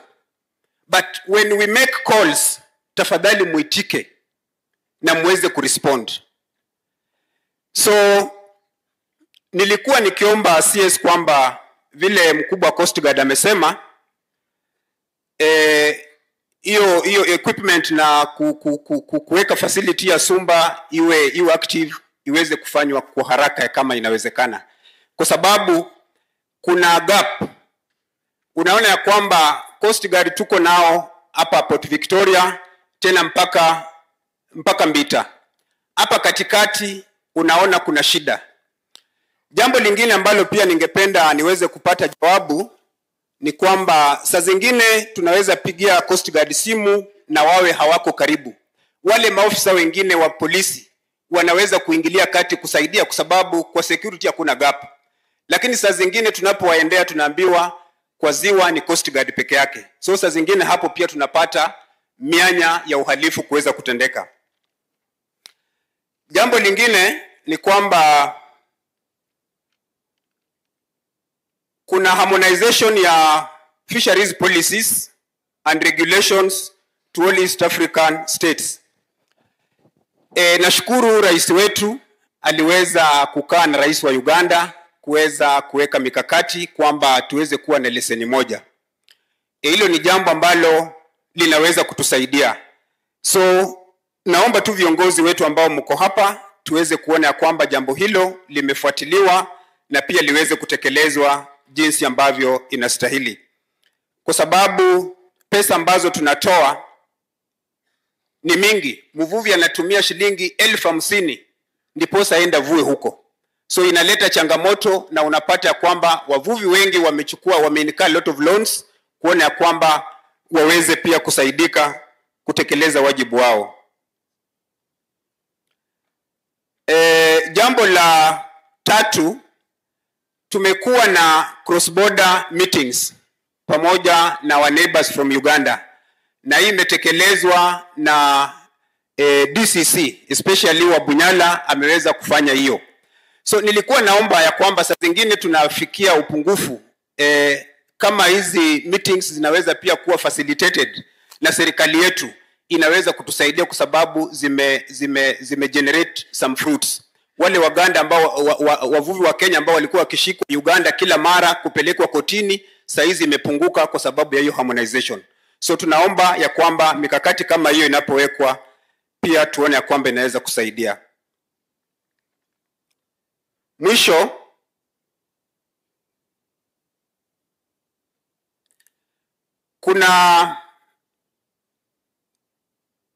tumekuwa na issue ya national na county government, kumekuwa na conflict especially on fisheries sector.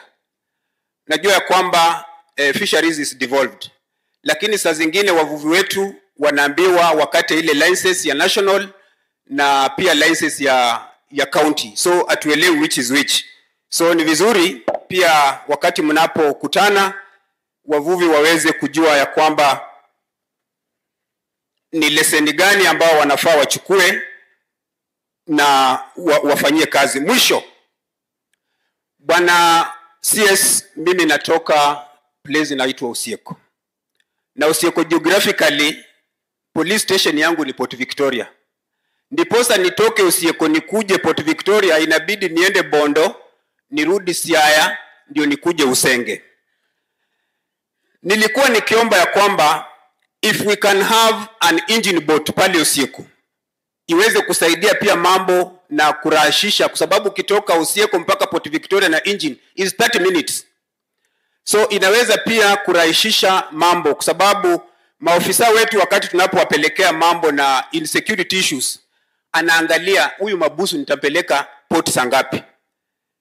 So inatuletea changamoto sisi pia kama viongozi wa hiyo beach, tuone ya kwamba tunasaidia. Shida ambayo pia inatokezea, unajua sasa shida, sisi ndio tulikuwa na shida sana Masinani, nitaomba tu dakika moja. Wakati tunapeana report kwa maafisa wetu wa usalama, unajua kwa beach kuna changamoto nyingi sana bwana CS. Kuna ukora mingi, kuna mambo na insecurity mingi sana. Lakini sasa kama hatuwezi tukashikamana na viongozi wetu wa security, saa zingine wanafanya tunachoka. There was an issue whereby kuna mtu amepatikana kwa eneo langu akiwa na mtoto wa shule. Mtoto wa shule ambaye anafaa ende kwa shule. Mimi kama chairman wa beach nashika huyu mtu napeleka kwa polisi. Kesho yake naona huyu mtu akirudi. Inanipatia nguvu.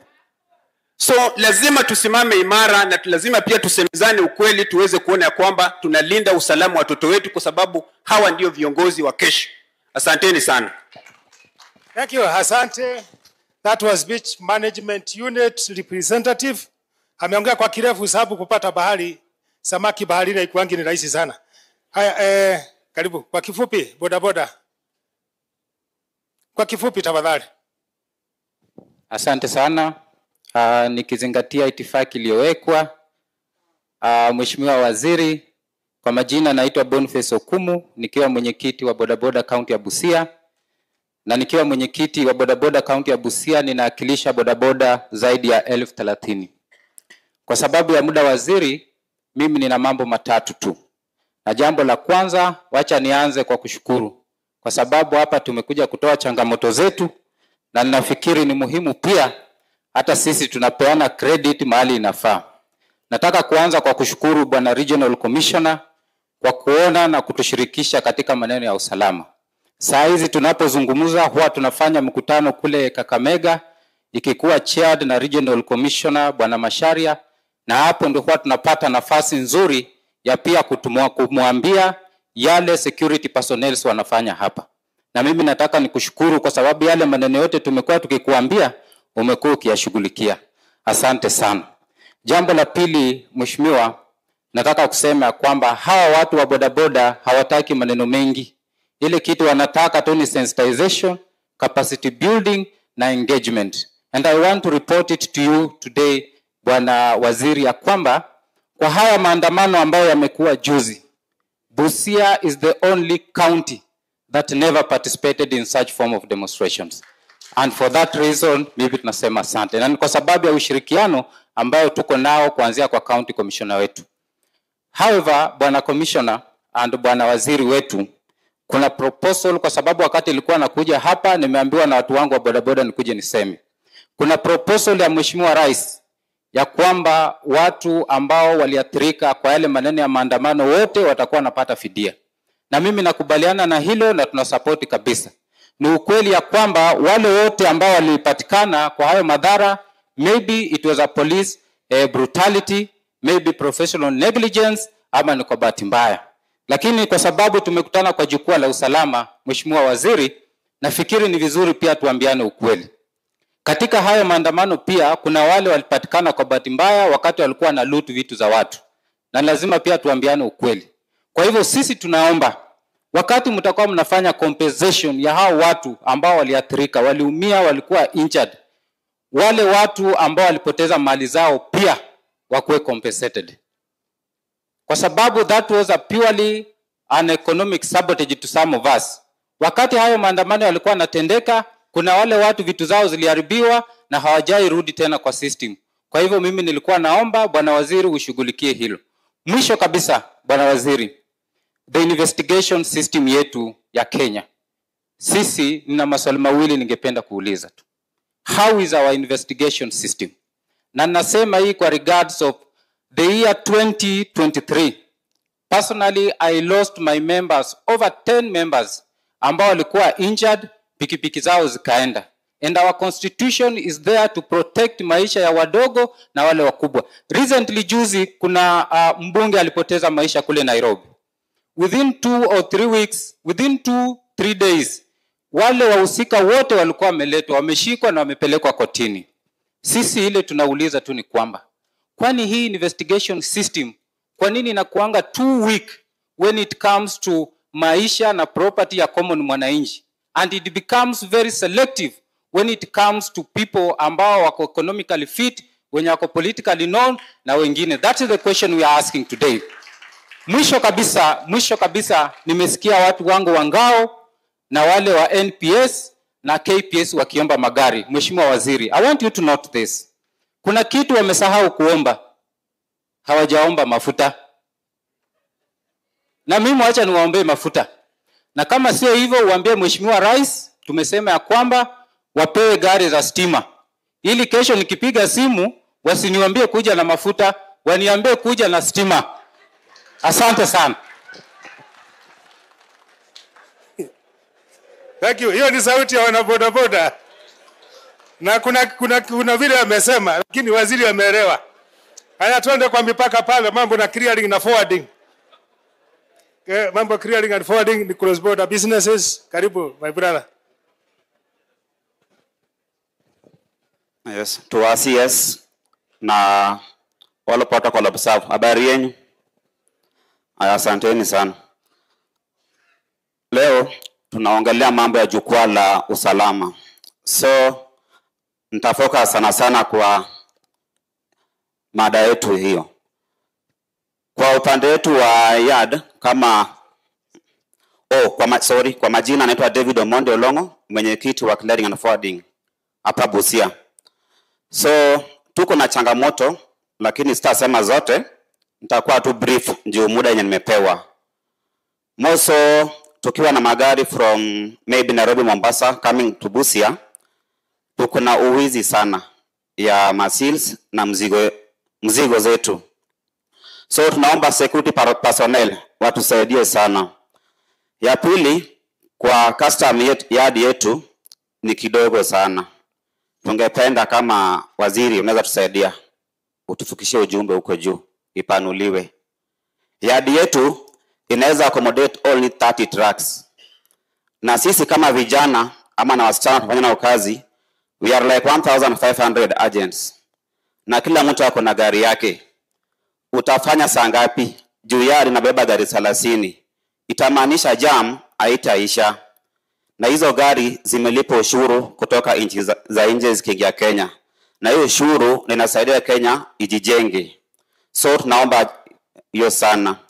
Ya pili, kwa mzigo inayotoka Kenya ikienda nchi za nje, more so within East Africa, huwa tunakuwa na jam kubwa sana. Kwa sababu kuu ni udogo wa barabara na KRA officers wetu ni wachache. So tunaomba kama wanaweza tuongeza maofisa ili itusaidie. Juu kwa yard ya Busia and Malaba tunafanya 24/7. So inabidi tusaidiwe. So hiyo ndio jambo letu ya pili. Ya mwisho ni barabara yetu, infrastructure yetu. Ningeomba sana, nilisikia speaker moja alisema hapa naomba just within Busia. Mimi naomba sana from Moso Kericho ikikuja hadi Busia, at least ikuwe 2 lane ambapo itatusaidia hata kuwa na jam hapa. Juu tuko na risk sana. Just imagine tuko na magari imebeba fuel, iko ingine iko na gas, zingine zina sulfuric acid. Hiyo iko hata health hazard yetu, haitakuwa rahisi.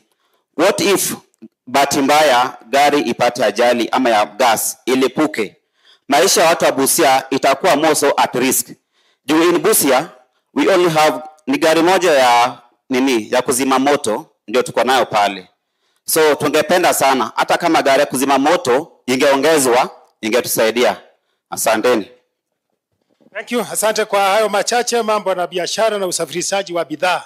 Sasa nataka mzee wa mtaa kisha mama wa mtaa pia. Kwa kifupi pia mzazi. Mgeni wetu wa heshima Bwana CS Interior, mimi naongea kwa niaba ya village elders. Village elders ni miaka sasa tangu serikali itoe hadi kwao watapata kitu. Hao watu huwa tunafanya kazi ya muhimu zaidi. Kwa sauri bila hawa hata assistant chiefs kazi yao itakuwa ngumu. Hawa ndio huwa wanasaidia assistant chiefs na chiefs, and especially hapa tuko kwa border identifying the true Kenyans wakati wanataka IDs. Hawa ndio lazima wa identify huyu ni mtoto wa fulani, huyu ni mtoto fulani anafaa pate ID. Sasa jinsi serikali iliwaahidi wakafurahi kabisa. Iko tu kama mtoto ukiambia nitakununulia kiatu ama biskuti ama peremende, atafurahi kabisa. Ukichelewa kuleta hiyo kitu atakuwa demoralized. Hiyo ni jambo la kwanza. Jambo la pili, na pia iliko very important, hapa tuko along the border. Na upande huu in fact most of western province watu wameoa wasichana wa mama kutoka Uganda. Na mama anakuja hapa, unaishi na yeye, amezaa watoto wamekwisha kwa tumbo, akitaka ID inakuwa ngumu sana kumpata ID. That is a very serious issue. Na saa hii sisi tunataka uchaguzi unakuja hivi karibuni. Sasa hao watu watasaidia namna gani kupata kura? Hiyo ndio jambo langu la pili, na nitafikiria nitamalizia hapo. Asante. Asante, tupige mzee makofi. Sasa madam, sasa ni nafasi ya Wilmina. Nafasi yako sasa. Kaya tafadhali atasema akiwa hapa chini, lakini nenda pale ndio siweza kuona. So baada yake tunatafuta wale wazee wanaitwa Council of Elder. Mmoja anajijua sio? Where do you Council of Elders? Tafadhali.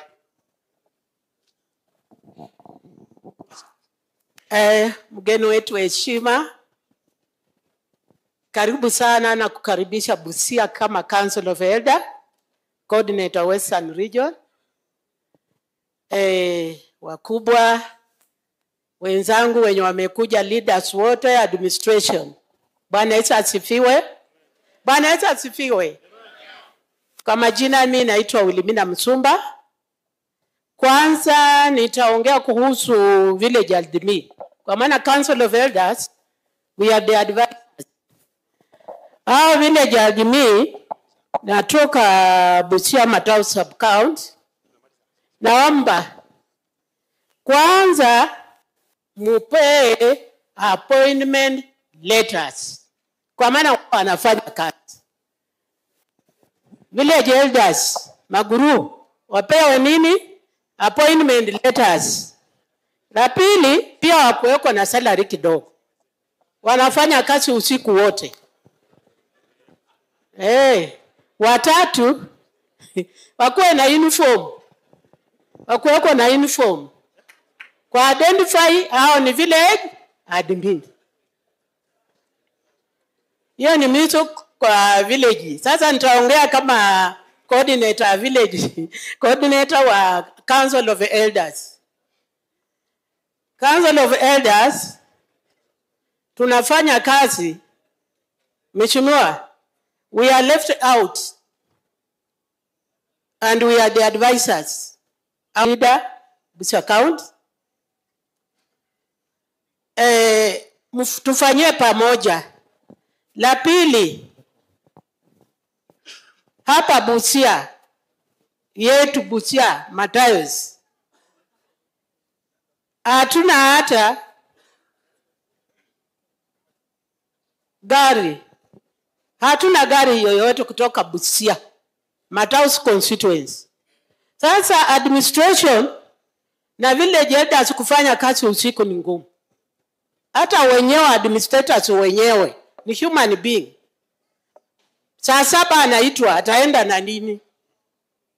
Sasa tafadhali naomba mtusaidie na gari Busia Matayos constituency. Hiyo naomba my brother immediately. We are really in a very hot soup. Thank you, madam. Asante baba. Nashukuru. Nikimalizia nitaongea juu ya wasichana pia kidogo tu. Wamama mnasema kila wakati wamama wanapiga wazee. Mama anaweza piga mzee? Anaweza? Wamama peke yao ndio watajibu. Mama mnaweza? Hapana. Sasa hii maneno yenye imeleta shida ni my choice, my style. We have to go back for culture. Cultural. Imeleta shida. Mtoto anatembea huku huchi. Huku hakuna chochote. My style, my choice. Tunaomba hiyo tafadhali mtusaidie. Mtusaidie huko hiyo tafadhali. Ni hayo machache. Mungu amani awabariki. Asante sana. Nashukuru. Sasa kuna watu ambao walisema kwamba hawakuwakilishwa. Walikuwa ni akina nani? Gen Z. Gen Z kulisimama hapa president akasema sio Gen Z. Mimi nataka mtu wako na 25 years hapa ama 21. Peke yake mmoja na akiongea ndiye atakuwa mwisho.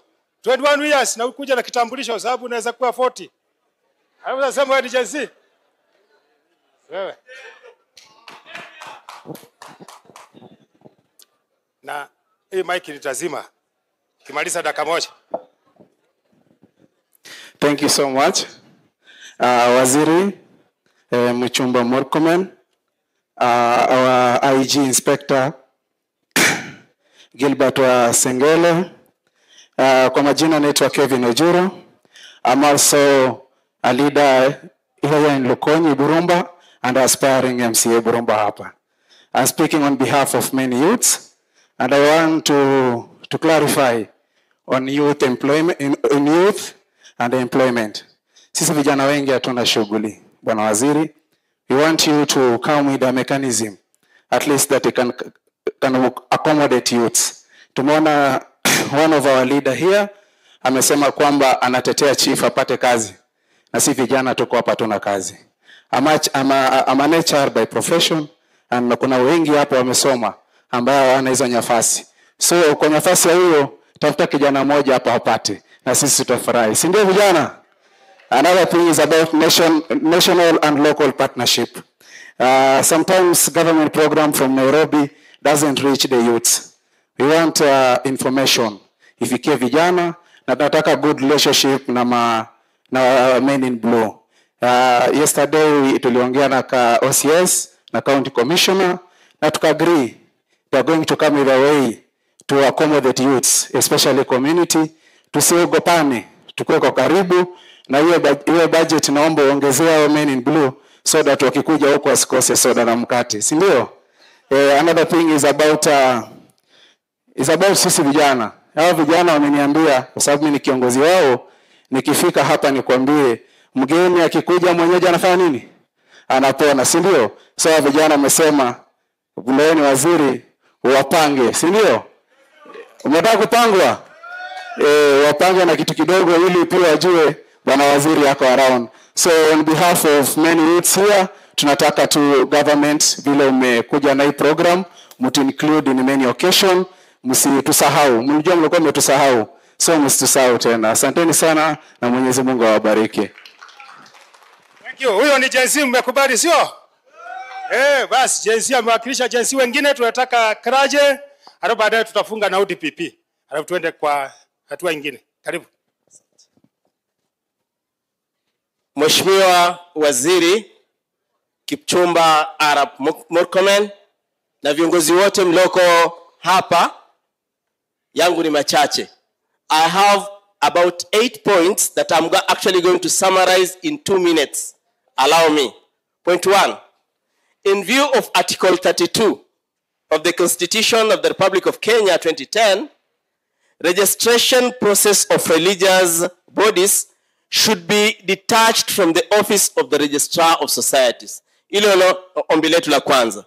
2, the registration process should be decentralized to counties. Assuming that leo mtu anataka kufungua kanisa lake, lazima aende Nairobi, and it's extremely a tedious process in Nairobi, you know it, waziri. So tunaomba irudishwe hapa chini. Watu wanaotaka kuandikisha makanisa yao, wanaotaka kuandikisha religious bodies, waende kwa county office ya county commissioner, wafanyewe wepesi. Jambo la pili ni kuhusiana na marriage registration services for our Christian brothers and sisters, hasa wale clergy. Marriage registration services for the clergy and church leaders who are licensed should also be decentralized, at least at the regional level. Najua maybe at the county level, because of the personnel, it can be a big challenge, but at least at the regional level, because kurudisha zile returns is really, really tedious.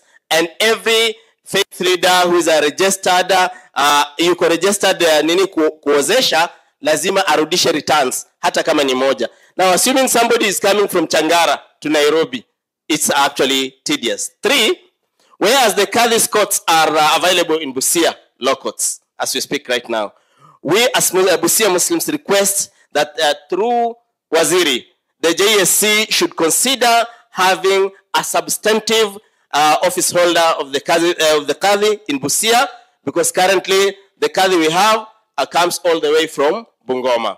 3, whereas, Waziri, traditionally we know radicalization has for so long been associated with Muslims. It is unfortunate that radicalization today is slowly but surely permitting into our churches through cults and cultism, as well as modernity.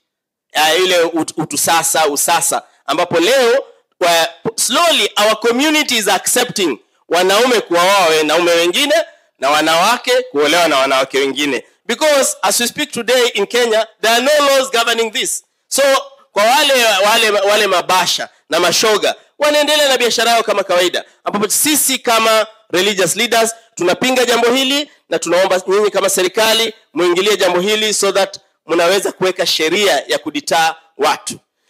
When we come back to issue ya radicalization, Bwana Waziri, utapata kuna Shakahola 2 victims, ambapo ni jambo la kusikitisha 5 of those victims wametoka Busia hapa, although originally wametoka from a neighboring county ya Siaya. Number 3, we as the Busia County Interfaith Network and religious leaders request to be included in the disaster management committees, both at the sub-county and the county levels, and other similar groups, ambapo tutapeana muongozo pia vile vile kama viongozi wa kiimani. Then another issue is that of late there has been a steady rise of church break-ins to steal music instruments like church keyboards, speakers and other related sound systems. Tunaomba jambo hili limekuwa rampant, liangaliwe, na ikiwa wanakuja katika those police stations wawe treated pia kama viongozi, kwa sababu wanaumizwa na wakenda kule kupeleka report katika various police stations and then watu wanaangaliwa. Then Bwana Waziri, jambo la kusikitisha katika Busia, everybody here wants to speak what they want you to hear, lakini hatutaki kuzungumzia reality. Busia, we know that we have 2 governments. Apart from the county government and the national government, we have another independent government of proscribed groups. Vikundi ambavyo vitakufanya vile vinavyotaka, na hata ukienda police station, polisi anaweka kalamu chini kwanza na kwambia hawa ni jobless. Ama hiyo hapana, hiyo siandiki report. This is there in Busia today. Watu ambao wanaweza kuja kwako wakakupiga wakafanya vile wanavyotaka na hakuna hatua itakayochukuliwa. Kwa maana mimi nikiangalia ni serikali ni itself. So tunaomba, ikiwa tunajua sisi ni wananchi wa serikali ya Kenya, tuwe na serikali moja ambayo itakuwa inamhudumia kila mwananchi, not other small governments. With those many remarks, naomba kukomea hapo na asanteni sana. Asante sana Mwalimu Adiri. Tumpigie makofi afadhali, amesema vizuri. Hiyo ingefungiwa nje. Huyu naye anasema ni kiongozi wa dini ya Kikristo, akaona jambo moja tu na moja anaijua ni moja. Tumsifu Bwana wetu Yesu Kristo. Majina yangu naitwa Anthony Makoha. Jambo la kwanza ndio hilo tu moja. Jambo la kwanza, we are in a broad-based government. OCS hapa alisema kwamba ana lack transportation. Lakini Mheshimiwa CS, nilikuwa naomba Busia Police Station imejengwa kwa shamba ya mtu binafsi. Busia Police Station wako na shamba hapa Korinda, almost 10 acres. Nilikuwa naomba affordable housing imeletwa hapa, wapatiwe 1000 units. That is something that is possible, ili hawa polisi waweze kutoka kwa zile nyumba za ukoloni ambazo ziko pale kwa mpaka. And that is something that can happen even tomorrow, Bwana CS. Lastly, police posts. Maenje police posts iko kwa mpaka na iko na askari wachache sana, ambapo this is a porous border. They can be attacked any time, Mheshimiwa CS. Nilikuwa naomba kama inawezekana hizo police post houses zinatonya maji. This is one location ambayo ni township location. Issues za administrative units zilikuwa devolved. Buyosi as a location iliekwa kitambo sana, Bwana CS. Today tuko na chief mmoja hapa township location. Buyosi ilikuwa instituted kuwa location kitambo. Kama inaweza kuwa ifanyike kama location, ilikuwa gazetted kitambo sana. Tupata assistant chief hapo ili division hii kitu isaidie nchi pale mashinani. Thank you very much, Bwana CS. Asante kwa kusema moja, ilikuwa moja hapa mingi. Ni mbili ni tatu. Amesema moja. Sasa tunataka Chamber of Commerce. Yeah. Yes, ODPP. Acha tusikie DPP hapa. Thank you, Bwana Regional Commissioner. Our guest of honor, Honorable CS Kipchumba Murkomen, our Deputy Governor, our County Speaker, Honorable MPs, all protocol observed. I'm here this afternoon to highlight a few points in the interest of time, because I also believe the sugar levels are too low. My name is Beaver Sogola. I'm a director of the National Chamber of Commerce and Industry. I'm here to represent the board of directors and the chamber president and the entire private sector. Bwana CS, we appreciate for your coming, and we want to remind you that the private sector and the Ministry of Interior are like twins. Minus security, there is no GDP, therefore private sector. So the private sector is a major stakeholder in forums like this, which you appreciate, which has been your initiative. I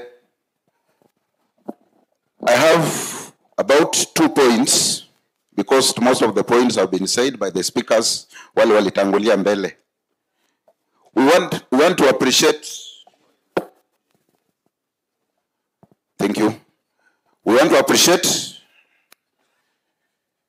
the leadership of this nation under His Excellency the President, Dr. William Samoei Ruto, because we have been doing some statistics, some survey as the private sector. We realize that only this administration has remembered us in terms of projects, which has given our members opportunities as employees, opportunities to supply building material and things like that. Therefore, the private sector is now very, very vibrant.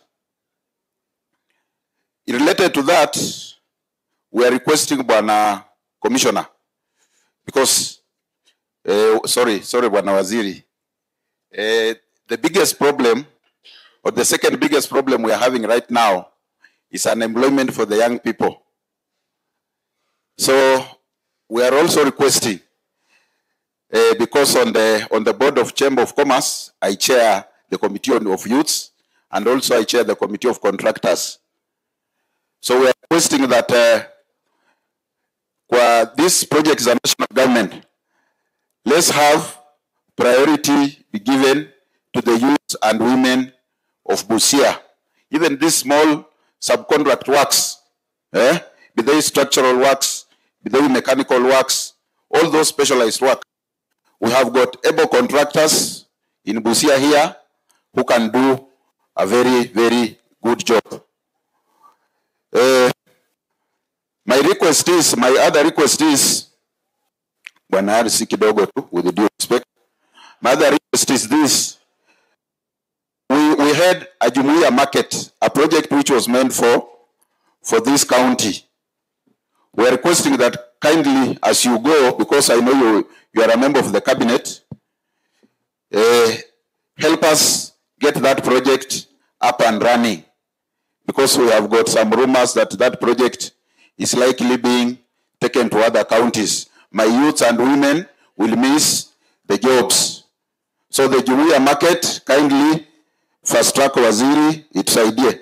And then, because we lead in MOUs and collaboration, na Waziri unajua hii, we are also requesting for us to give Busia, the national government and the county government and the private sector should collaborate together with the Alupe University, so that part of where we are today, let us allocate land and part of the infrastructure, so that we set up Alupe University town campus for our youths and women wawe wanasoma wanasoma jioni and weekend classes, so that na vijana wenye wanatamani kufanya uhalifu waingie hapa wasome, wakuwe busy. And then I was also requesting, now this one will not apply to Busia County alone, it's going to apply to all the youths. Bwana Waziri, we are requesting that we look at, let us look at your policy, so that kuwe sheria kijana yeyote mwenye anamaliza form 4 kabla hajaenda university na college aende training NYS ama related curriculum for like 6 months or some months, and then apewe ka stipend. From there anaweza graduate akiendelea kusoma, so that other countries like China have excelled in that. You know, Kenya, we are very good in giving curriculum. Look at, for example, the curriculum we gave Singapore in the 70s. It was a very good curriculum. Therefore, tuendelee kulead, tuendelee kupeana a very good curriculum. And as I finish, I want to thank you, Waziri, and your team for having left your office and coming to Busia. Na umekuja na with our sons and daughters. I've seen Madam Beverlyn Oporia, and I've seen DIG Masengeli, nimeona mkubwa hapa. So tunashukuru kwa hayo. Na wacha our sons and daughters wengine waendelee pia kupata kazi kwa hii serikali ya broad based. Thank you very much. Asante, tumpigie director wa Chamber of Commerce makofi. Sasa amejustify kwamba kusimamisha wengine tunaweza jikuta hapa kesho, si ndio? Na kwa sababu hiyo tunaita director of public prosecution. Yeye peke yake, hakuna mwingine tutaita. The CS, who is also my colleague in profession. I will ride on the protocol of sub. Officers, good evening. My name is Eric Ativa, standing in for my head of county for public prosecution, Ms. Helen Mutela.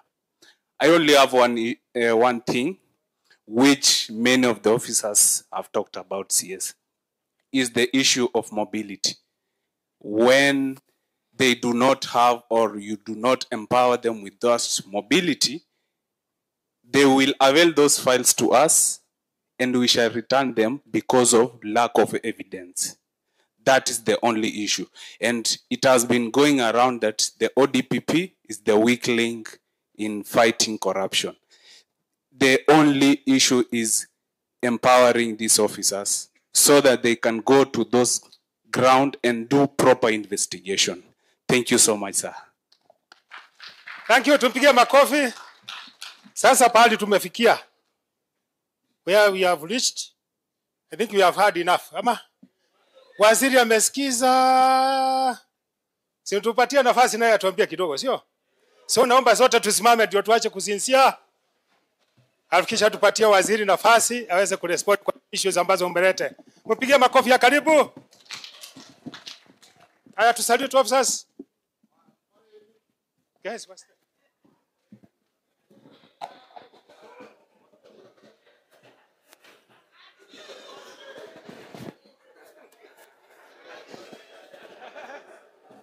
Thank you very much. Nashukuru sana kwa all the comments yenye mmeleta, na ningependa kujibu kwa ufupi sana ndio nipatie viongozi wetu wafunge. Ya kwanza, niko na maneno mawili matatu ya kusema kabla ya kujibu yale ambayo mmesema. Tumekuja hapa kama machief, assistant chief, village elders, OCSs, county security committee, now everybody else, SCCs and all of us. Tumekuja hapa because we have a job and we are doing that job. So before tuongee kuhusu welfare yetu, gari, motorbike, nini, first of all tujue we have a job. We have a job to do. Chiefs wangapi waliandikwa a year ago or 2 years ago? Chief, assistant chief, andikwa recently. Mko wengi, you know, a number of you are employed.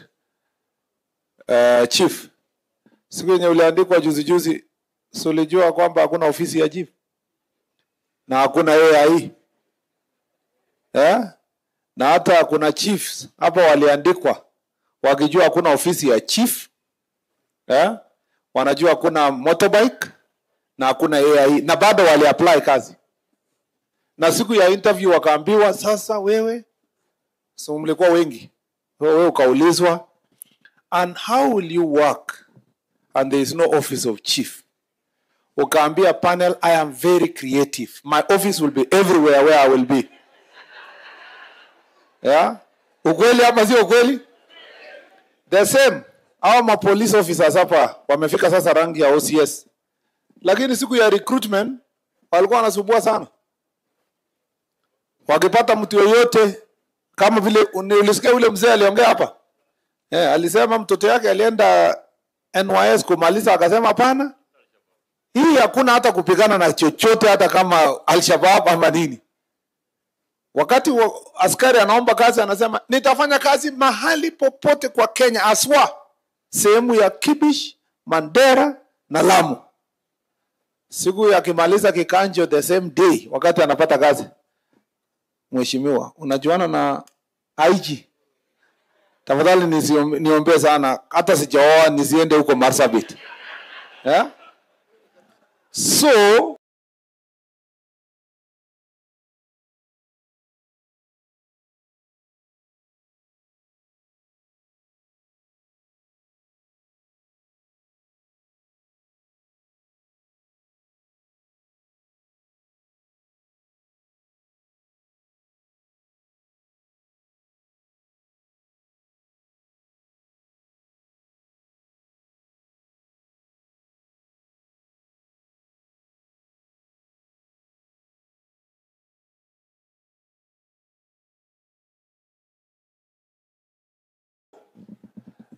I know all these MPs wenye wako hapa, mtu akusumbua siku ya kuomba kazi, umeenda kumtetea, pengine ni we wanted, tumeenda kumtetea, pengine ni we wanted to do the job. And so we must be diligent in the work we are doing. We must put everything. We cannot use the challenges we have as a ministry and in your office to become an excuse to stop you from delivering. It can't. It cannot be where the police officer sleeps, hakuna gari. Of course we know kwamba magari na all these things make your work even easier. But you must do everything humanly possible to ensure that you deliver in the way you are. Number 2, you must become diligent. You must know your job. Hakuna vile utakuwa chief ya location fulani na uende baraza uulizwe swali na useme I don't know. There is no chief who doesn't know. Ukweli ama sio ukweli? Yeah. Uliza swali hata yenye hujawahi kusikia, hata Pythagoras theorem. Unasema that issue is still under research, but I will come back to you. You cannot say that, mimi sijui. Chief anazaje kwanza kujua? Yeah? You must prepare yourself to answer every question yenye wananchi watauliza. Ukienda baraza kwa sharp, ukienda na unaona topic hii hujui sana, natafuta kijana mwenye wako university ama research nini, namwambia tutembee. Sio umesoma sana Sio umekuwa ukitaka kuongea mbele ya watu Acha niende nisikie vile wewe utaambia hii watu. Nafika pale naambia watu kabla sijasema mambo mengi yenye niko nayo. Kuna kijana nimekuja nayo, nataka aseme jambo moja. Yeye aseme hiyo mambo yote, ikiisha unasema I would have said even more, lakini saa imeenda. Nataka in fact by the time huyu anamaliza, by the time huyu anamaliza watu wanaanza kusema chiefs, hiyo kwa hiyo topic hiyo imetosha, twende topic nyingine. Na wewe saa hizo wakati wanaandika notes wewe unajifanya, lakini unaandika also notes, unaelewa. Next time you will be able. So seek knowledge, understand your subject. Hakuna chief. That is why, do you know why I was very particular on the chief mwenye aliuliza mambo ya SHA? Chief, nimekundua leo wewe hujasomea kidogo hiyo maneno. Na wewe ndio una register watu ya SHA. So as a chief, don't allow yourself when you go to baraza ujui nini inaendelea na housing, inajua nene kwa SHA, hakuna nini ujui mambo ya fertilizer, na hiyo nyinyi wenyewe ndio mna register. Understand government programs and projects and what it means. Sasa nasitaka kulima chief sana, uzuri sijui hata ilikuwa ni nani, so na tulisema jukwaa hakuna victimization, ndio. So but you know chief, sasa wewe ukienda kuongea like vile wewe umeongea hapo kwa baraza, hiyo location imekwisha. Imekwisha. Because wewe sasa ukifika hapo useme raia anauliza, anasema na hii SHA bwana chief, hii SHA inasaidia kwa jingana. Unasema mimi hata sijui vizuri, hata mimi mwenyewe niko na shida na sijasautiwa. Lakini kwa sababu serikali imesema please register. Unajua sasa watu wanasema, kama hii kitu chief anapinga lazima iko na shida kubwa sana. Because chief ndio anaiminiwa zaidi. So, it's important we understand government programs, what it means. Wewe ndio unaelekeza, unatangaza mambo ya serikali. Lazima ujue SHA kazi yake ni nini. SHA registration ni free kwanza. Tulienda mahali mwingine tukauliza mtu anasema registration ya SHA ngapi, akasema 300, mwingine akasema 500. You know, at first instance you must know registration is free. You must also know that at the lowest level, kwa mambo ya primary health care, it is free. You know, you must also progress now further to explain kwamba in terms of placement yenye wewe umewekwa, you can be covered to a particular level and you can pay this much and be covered to this level. This understanding, basic understanding is important. And if you don't know, unaweza Google, unaweza enda YouTube, unaweza fuata Waziri Duale aki-explain, uone mtu akiwa TV akisema, rais akitangaza kwa watu, mpaka hiyo knowledge iweze. Na also the practice yenye uko nayo kwa local area. Because wewe ukienda, umeenda mazishi, wanasema SHA ililipa 300,000, bill ilikuwa 800,000. So usikae tu useme ya SHA inafanya, ulize pia kwa nini ilikuwa 800 lakini ikalipa only 300. Unajua there is a gap here and the gap is because of this. And that is how we should be able to move forward. Mambo ya housing. Like ile kijana alisema hapa, housing including ya Lupe University, you know it has been promised and it is ongoing. To ile police stations, we have 17,000 housing units yenye itajengwa across the country for police officers using police land, na itakuwa moja yao itakuwa hapa Busia. So we have those plans. We have 25,000 prisons officers inside prison land wenye watakuwa accommodated thanks to housing project. And we will be expanding mpaka tumalize. You need to understand also mambo ya economy kidogo. Ukiwa hapo ujue kidogo kuna mambo ya economic development yenye imefanyika. Wakati tuliingia ofisi unga ilikuwa karibu 200, sasa imekuja kadri ya 140 or thereabout 120, ingine sometimes in some places even it's almost 110 and so forth. Unseme mambo ya exchange rate, ukiwa unajua kwamba imeshuka. Dola ilikuwa karibu 160-70, sasa ni 129 mpaka 130. Na unajua kwamba inflation, yani kidogo kuyo Ngereza kidogo, hata ukiambia watu inflation iko stable, ni na wanajua you understand what are the issues that are happening in the local level, so that you are able to explain government progress and program. Ujue mambo ya CBC ilikuwa hivi, imemove to this level. We have done reforms on CBC. Tumefanya mambo ya university. You know, because you are the ones who are recommending even these young people for help, you need to understand bandwidth ni gani, mambo ya funding ya university ni aje. We changed from ile ilikuwa uniform kwa every student. Now it is going to finance students based on their based on their capabilities. And why did we do so? Many of the universities were going to ingefungwa across the country. You know, saa hizi Egerton ingekuwa imeshafungwa, Nairobi ingefungwa, Moi ingefungwa kitambo. Lakini because of this new funding model, unaona sasa universities are beginning to survive. They are coming up. And you will see how universities like Alupe and the others.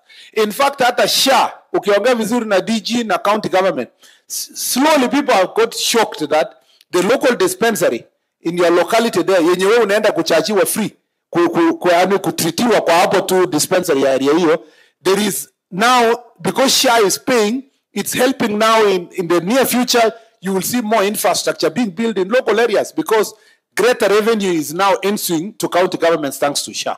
These are things lazima tujue to explain. To explain. Na hakuna officer ya serikali mwenye ako opposition. Chief na assistant chief wako serikali throughout. During elections, hata kama ulipigia wapi, ikiisha tu wewe ni ofisa wa serikali, ukiambia ofisa salute, una salute tu.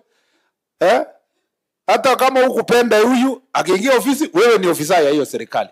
So it's important as government changes, you're also changing your mentality, you are preparing yourself to explain the new government policy.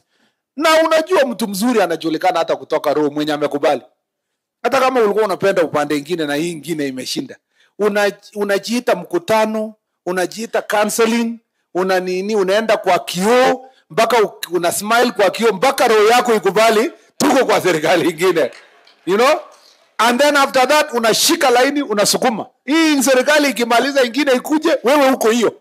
You need to understand that even the police officers, the reason why you are utumishi kwa wote ni kwa serikali yote na wananchi wote kwa kona yote. So you must become diligent to understand your work. The last thing I like to say is that we must together fight this monster called corruption.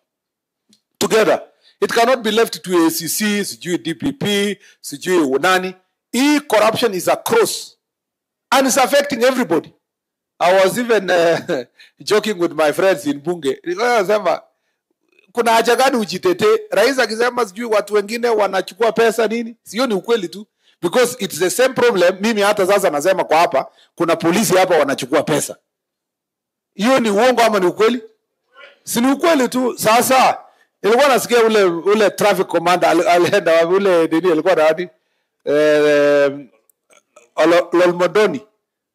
Ule traffic naitanga nini? Traffic base commander, yeah, traffic. Yeah, unajua also meaning I'm being educated. Base commander. Aliongea mambo yote lakini hakusema ile maneno ya kitu kidogo. Hakusema hiyo maneno kabisa. Nilikuwa nafikiria atasema bwana mkubwa niko na challenge pia. Ofisa yangu wanachukua kitu kidogo kidogo, mnisaidie. Yaani wewe unataka kuniambia hiyo ni siri kwa Kenya?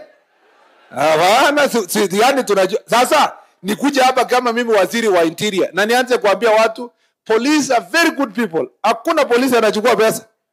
Sira yao wataniambia honestly. Yani ilikuwa lazima hata na tunajua wote tu nilikuwa nauliza hii traffic people. Na hii kitu ya kuokota. Unaona tu mtu kabisa ofisa mzima anakuja hivi amefanyia gari imesimama matatu. Alafu anajifanya anapiga kona hivi. Alafu ako hivi kabisa na kofia na amekuwa serious na miwani. Ati anataka kuangalia anaangalia insurance. Kuna insurance hiyo mtu anaangalia? Hakuna. Wewe unaona conductor tu anapiga kona pole anamshika mkono, ofisa tena anakuwa serious anaangalia huko akiangalia another insurance cover kwa hivi na mkono unaona inaingia ndani na kupotea inarudi bure. Yeah. Honestly, we bwana best commander. Hiyo ni ukweli bwana. You know, so we also have to face, because unajua we have reached a stage where we have normalized. Kwamba hiyo ya barabara watachukua tu. Na unajua sasa these border guys are jobless. They are looking for a job. They are trying to employ themselves using the borders. Many of them they don't own the border. So mtu amenunua amempatia. Ile anapata na amemwambia every day nataka shilingi 400. Kwa siku moja amefanya kazi amepata 450. Lakini wewe unamtakia 100. So ako kwa hasara every day. Hao watu they hate us, they hate the police, they hate the police service and they hate everybody because they believe rightly so you are the government. You know? And because we are the government, we must deliberately fight corruption as police officers. We must fight corruption as chiefs and assistant chiefs. Hii kitu ya kuchukua kitu kidogo hapo, ati mtu akitaka kitu, nawaambia hakuna kalamu ya chief, lete ya kalamu ya chief please. It must come to an end. Hii kuchukua pesa kidogo ndio usukume kesi, uandike report kwamba hii succession chamba ni ya huyu sio ya huyu. It is going to spoil for us as a government, as a ministry and as a servants of the people of Kenya. So me I'm not going to defend kwamba we don't have corruption. We do. So naona tunakuwa ranked number 1 huko. Ministry yetu pamoja na police tunangangana na KRA na watu wengine huko juu. Yeah. Hata sijui kwa nini wabunge walikuwa na complain, wako ranking yao iko chini kidogo, iko huko chini. Sisi ndio tuko na shida kubwa zaidi. So we must all of us fight this monster called corruption. Tumekubaliana? Kwa nini mnaangalia chini hamjasema vizuri? Chiefs, tumekubaliana? Hapana, hamjasema vizuri. Ni kama hamjakubaliana. Hii vitu inapita inatoka Uganda, ethanol inafita pale inarudi. Chief na OCS, mnataka kuniambia hamjui hiyo maneno? Hamjui hiyo maneno? Hamjui nani anafanya hiyo kazi? Si mnapata kitu kidogo, unakatiwa kitu. Kwa wale wanafanya contraband hapa. Sio ni ukweli. In fact, let me give you a secret. Maybe other ministers never used to tell you before. All the things you are doing iko kwa intelligence report. So sometimes wanasema chief fulani is an impediment. Kwanza nyinyi wenye mko border, I read your reports. Chief fulani ndio anashirikiana na askari fulani na kuna customs officer fulani. Ukisikia saa zingine tumetransfer tu mtu kwa sababu hatujapata the real evidence ya kupeleka kotini. You know, mtu kama mimi nikiongea ama mtu kama rais akiongea, kweli uko na evidence, umeona huyu mtu amebeba pesa, lakini kotini inataka proper evidence. So you know huyu ni mwizi, lakini you don't have yani hard witnesses ya kwenda kusema huyu ni mwizi. So what do? You just act on them, alafu kesi sasa unatafuta njia kama itapatikana njia ya kupeleka kotini. So we know, ukiona saa zingine askari anatolewa hapa anapelekwa kwingine, anafanyiwa nini, ni kwa sababu we are still looking for a way to, hata saa zingine tunaita wengine tunakanya. Tunamwambia my friend, we know wewe unafanya 1 2 3. Na sometimes tukisema hivyo mtu mimi nikikuja mkutano kama hivi na niseme tunajua chiefs wengine hapa wanakula pesa ya ethanol na inatoka, what will Kenyan say? Watasema kama wewe unajua kwa nini usipeleke kotini? Ndapelekaje when I only have it as an intelligence report? I will be told in court that is an illegally obtained evidence and it's not admissible.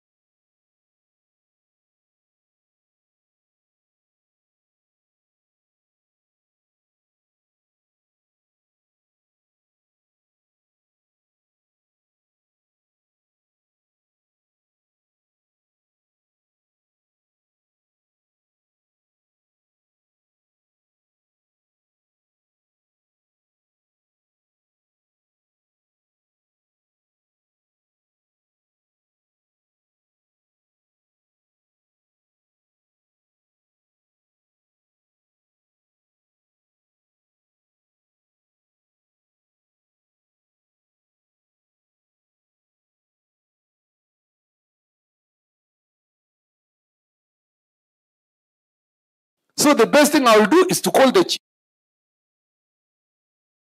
Na hiyo graduation yetu tutapanga, rais atakuja mwenyewe na atakuja kuendorse hiyo mambo yote, kwa sababu mimi niko hapa sio kwa kibinafsi yangu, nafanyia kazi mheshimiwa rais, atakuja yeye mwenyewe tuhakikishe hiyo imemalizwa. Pia ile maneno nilisema about police officers, that is decided. Mambo ya promotion ya wale wamekaa 15 years 10 years kwa vile nilisema hapo itakuwa affected.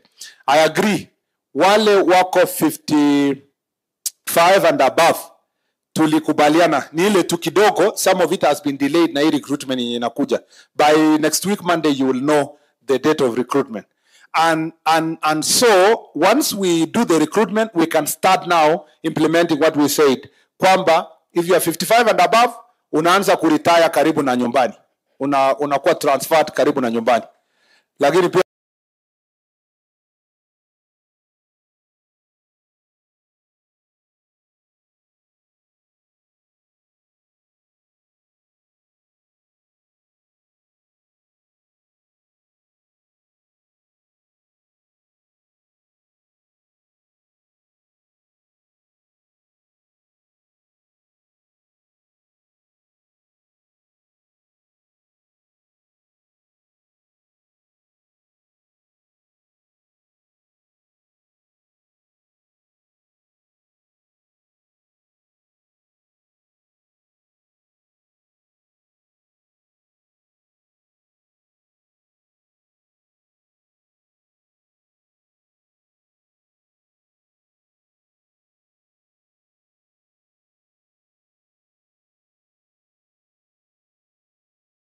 nimeambiwa sio kwa ubaya, ndio anze tu kujuane na mzee wa mtaa nini, ukue socialize kukaa na hao watu, but we will make sure that that is also implemented. It's one of the humane ways of supporting our police officers.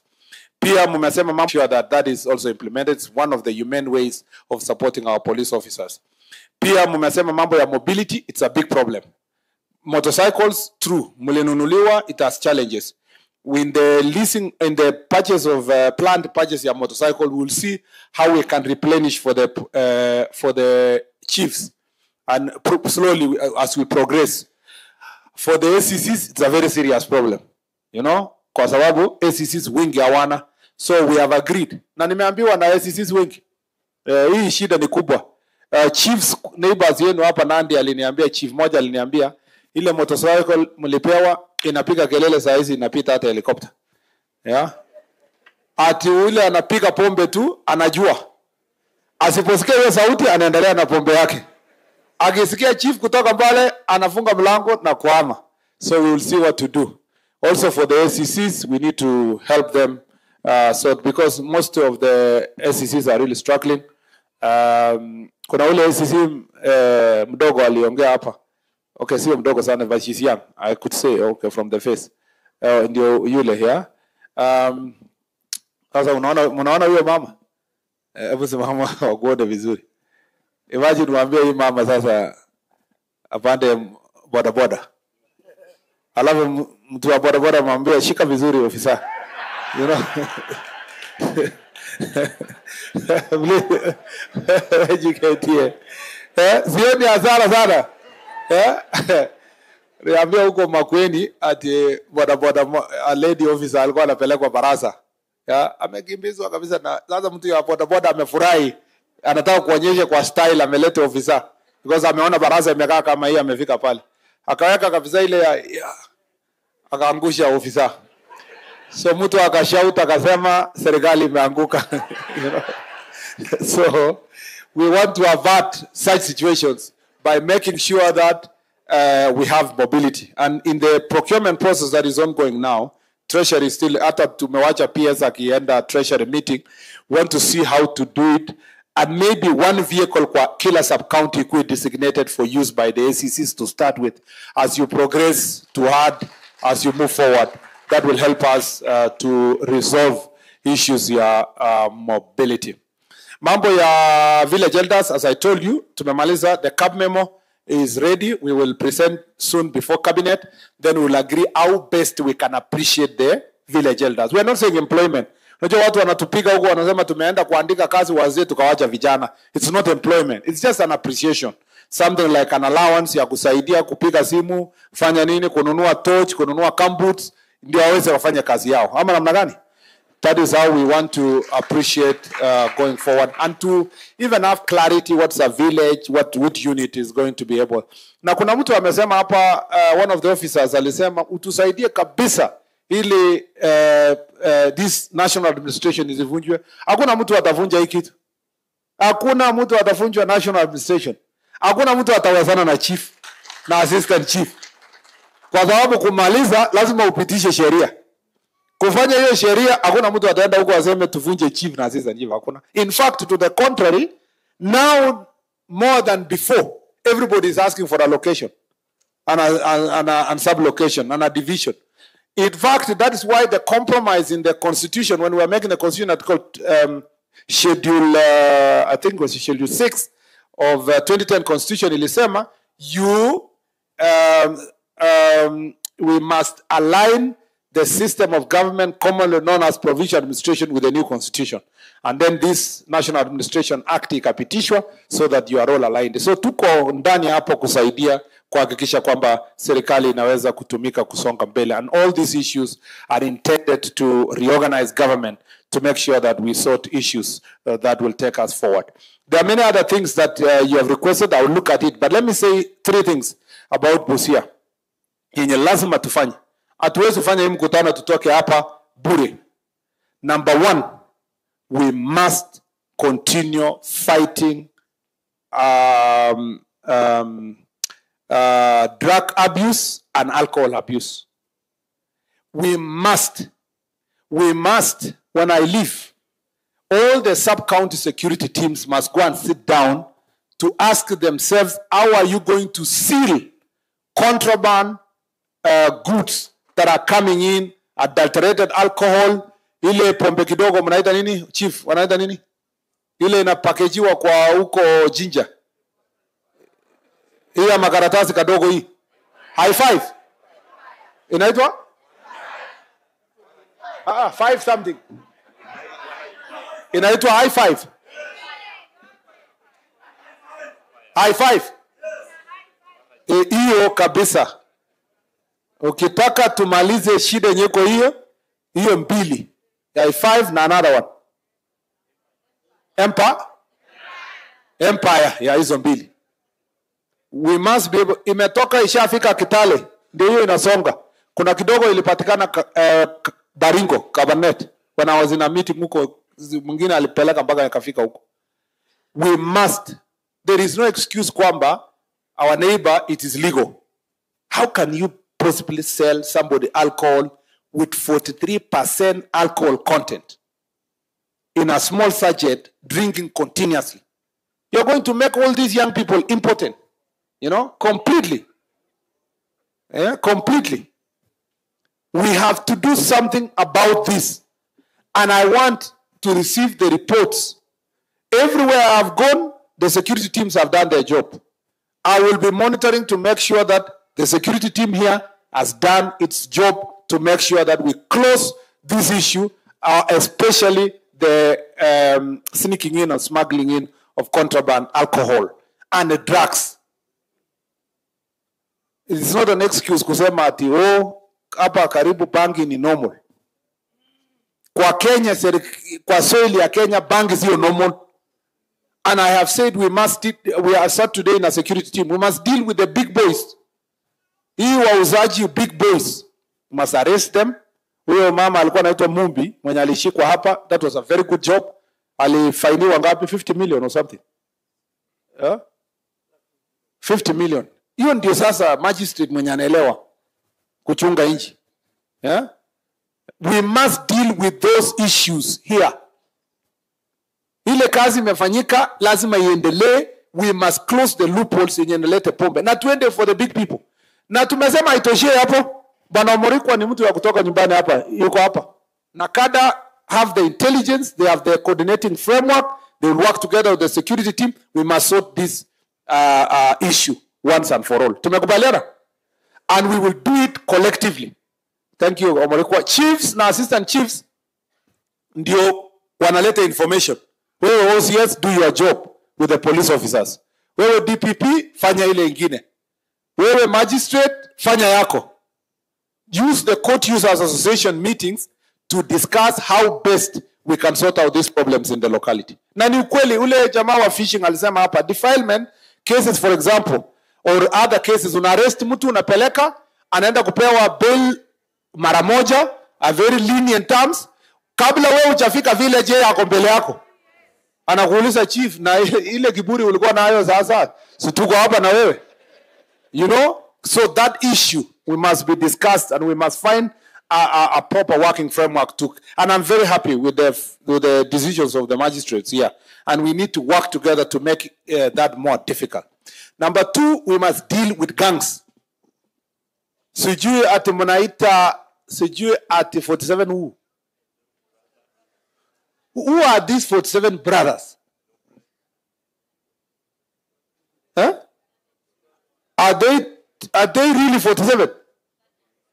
They are 32, eh? Yeah? So all those things, whether they come from Kisumu, Siaya, Busia, sijui Marachi, who is this Marachi? Yeah? Sijui ati tunaambiwa kuna hiyo ingine inaitwa nini? Kuna hii jobless something. Jobless what? Jobless? Jobless boys. Na kwa nini mnaogopa kusema? Nimeona kila mtu anasema kwa chini chini, unaona mtu anaona jobless boys. Watatembelea mtu? I am happy to hear. Ngoja kwanza. Wewe wacha. I am happy to hear. This is a very serious issue. I'm happy to hear that this matter has been settled in the recent few months. But it can easily crop back. We must deal with anything called gangs decisively. Anything, goons, gangs, whatever it is. Anything that is parallel to government decisively. Let me give you my promise. If the county security team or the sub-county security team think that they have a small challenge, we will send a special team. The IG will send a special team from Nairobi to stay with you for 1 month, and it will be clean. Huh?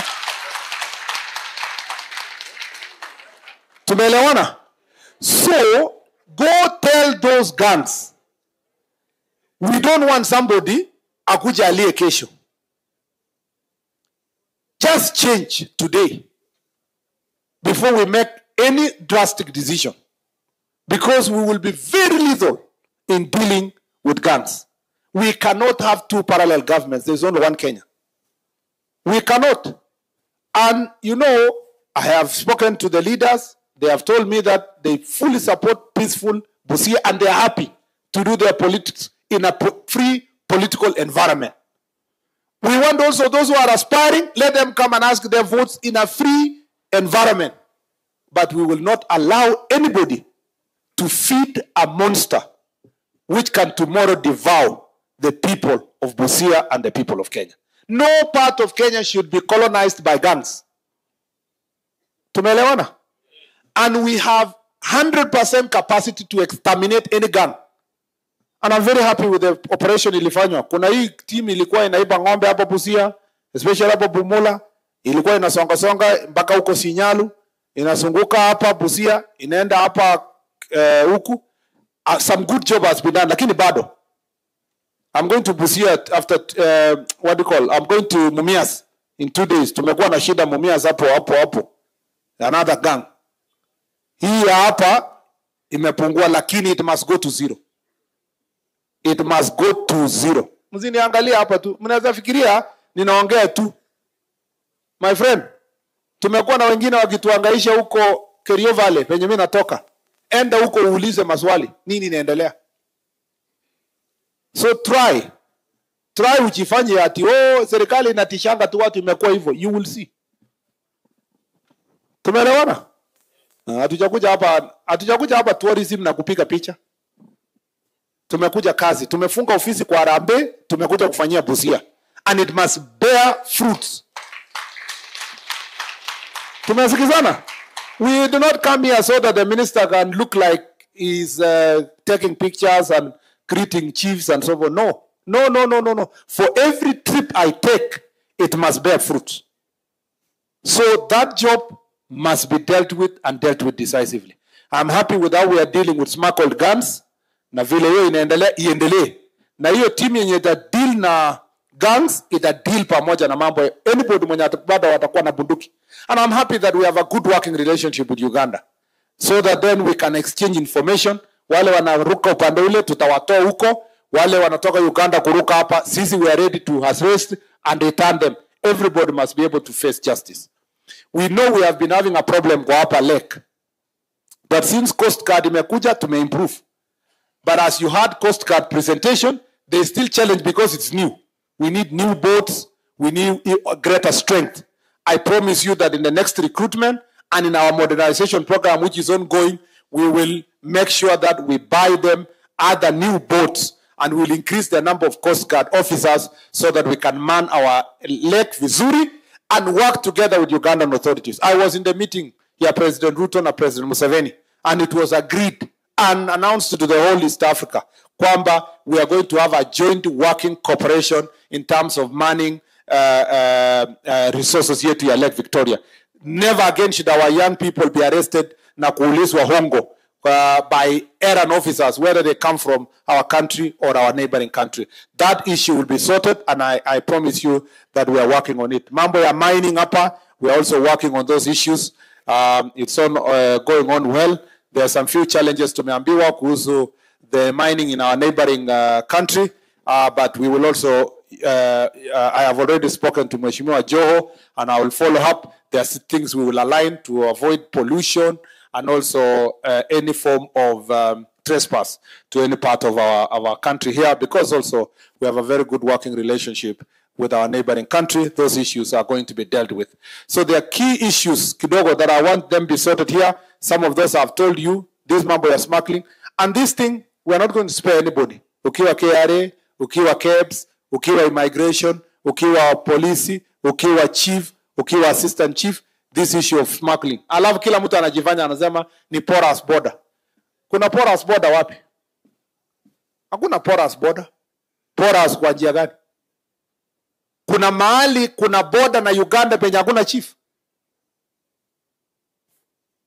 Kuna territory yenye na border Uganda penye hakuna OCS. Hakuna division. So porous kwa njia gani? Porous kwa njia gani? Hakuna, na hakuna village foreigner atakuja apite hapo na village elder achapikia assistant chief kumwambia ni kama nimeona watu wageni wame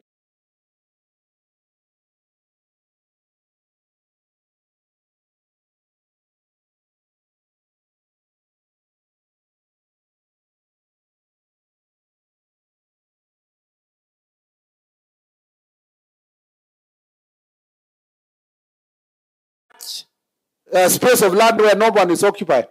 Nimeoverfly hapa Busia, kila mahali kuna mtu anaishi. Ikakuwa pora saa ngapi?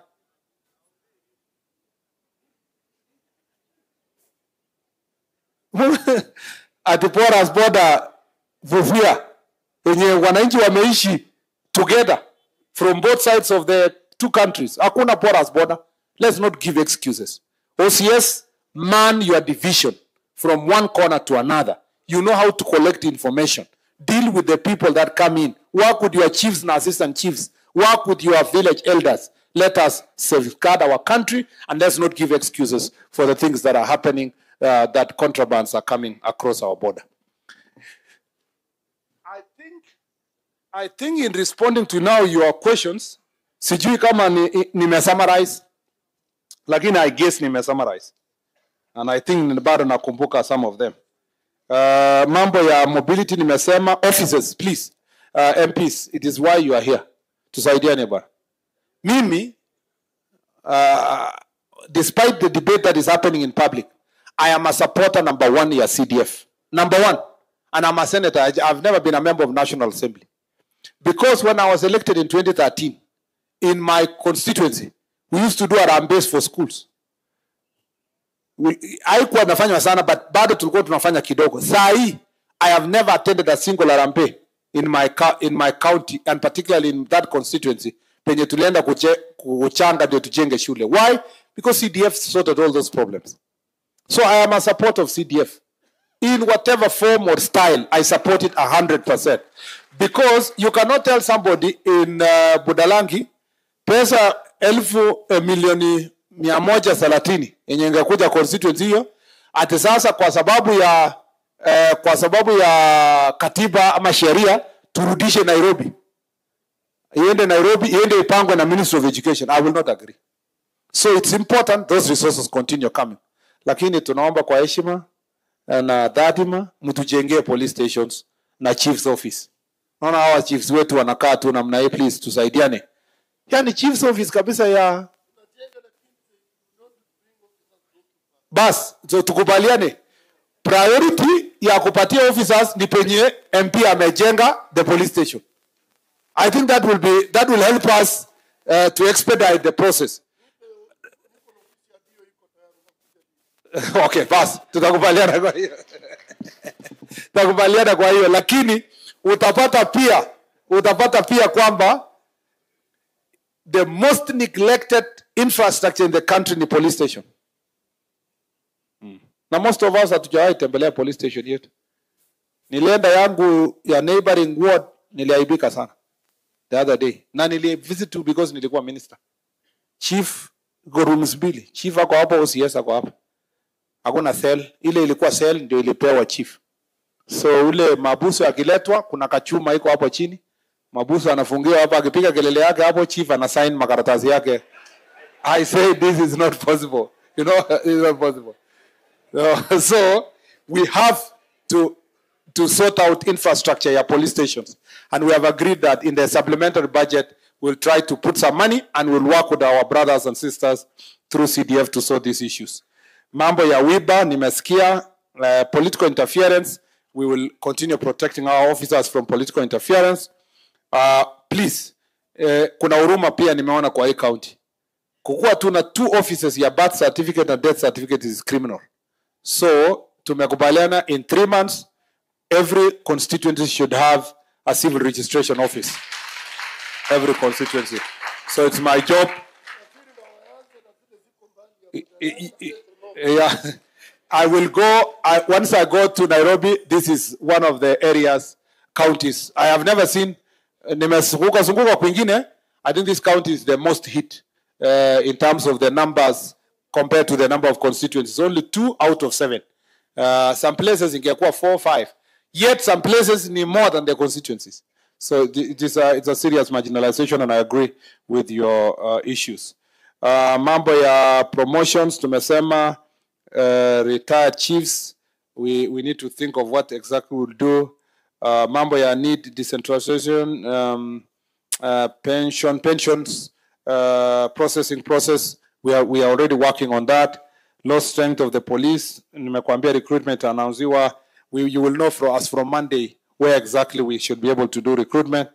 Training of officers and chiefs, nimesema hiyo. Challenges of this, enhanced medical cover, nimesikia ile mambo ya medical cover, and we'll make a discussion through SHA to see how better to enhance. Uniform sasa, kwa sababu ya jukwaa, hakuna chief ataenda Nairobi kuchukua uniform. Hakuna. Uniform itapeanwa hapa kwa County Commissioner's Office. Yeah? Na nimesema kila mtu apewe uniform yenye inatosha yeye.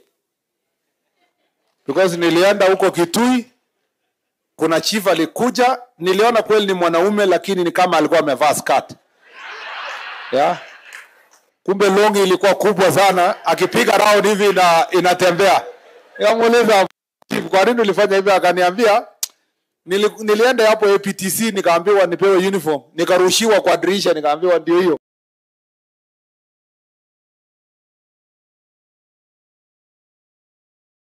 Nikaambia bana hii ni kubwa, nikaambiwa chipange huko mbele.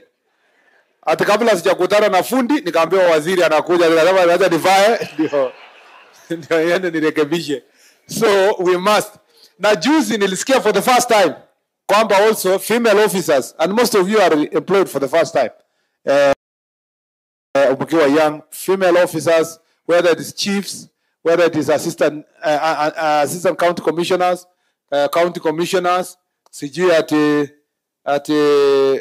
hao wote police officers, ati akunanga uniform officer mama akikuwa expectant anaambiwa take leave, hakuna uniform ama uvae ya raia.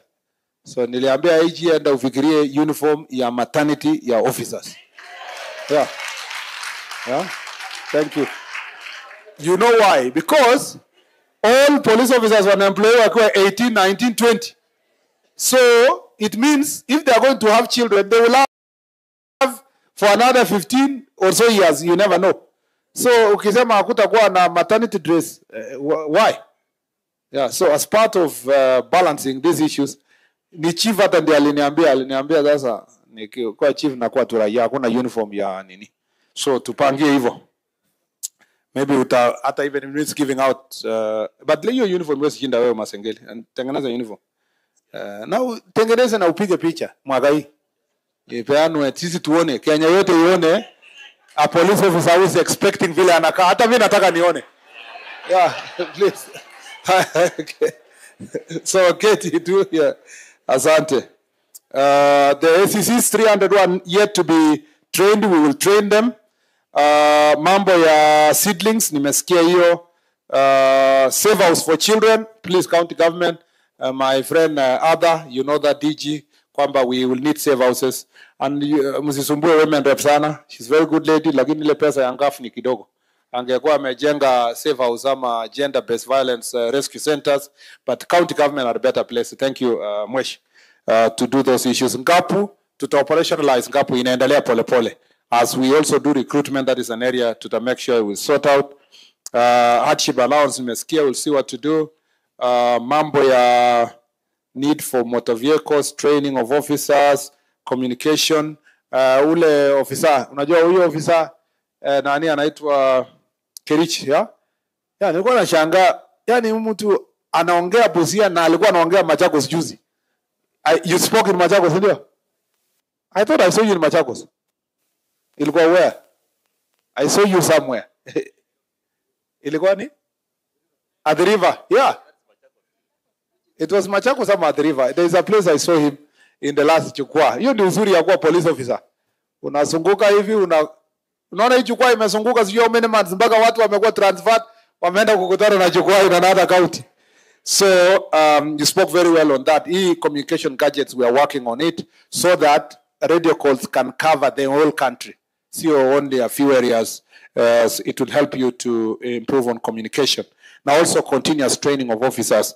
That is something we have discussed, and tomorrow I will make a statement when some of the OCSs are going to graduate tomorrow in Nairobi in the morning before I come to Bungoma. Graduate police officers, I know there have been concerns from the graduate police officer. I hear there is also a court order. We are going to sort out that issue of graduate police officer in an amicable manner. We will respect those who are already in the office, but also we'll give a chance to our young people who want to join police officers who are graduates. We cannot block them completely, but we can also cannot deny opportunity those who are who studied while they were police officers until they got degrees. We'll also have a balancing act on both of it, and the National Police Service is going to work on that issue. Not traffic police officer, I appreciate traffic base commander. I think you deserve a car.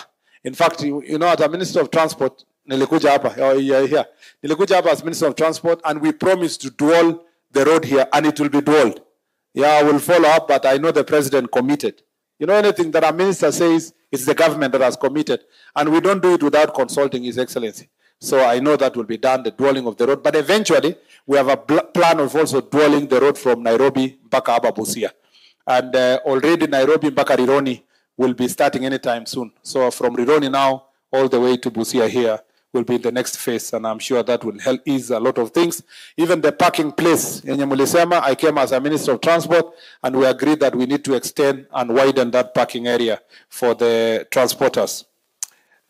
Transfer, tumesikia mambo ya transfers isikuwe kiolela, na if possible end of the year.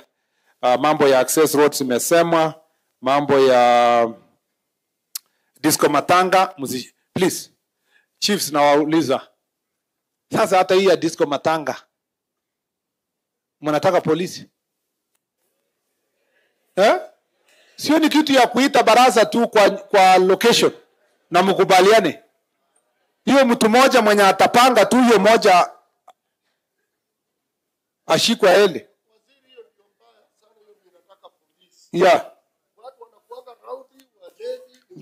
Ndio nasema hiyo disco matanga before that person even organizes such a kind of thing. Anyway, you need to work together with the OCSs and we need to get rid of this thing called disco matanga. How does two things go together? How does disco and matanga walikutana wapi?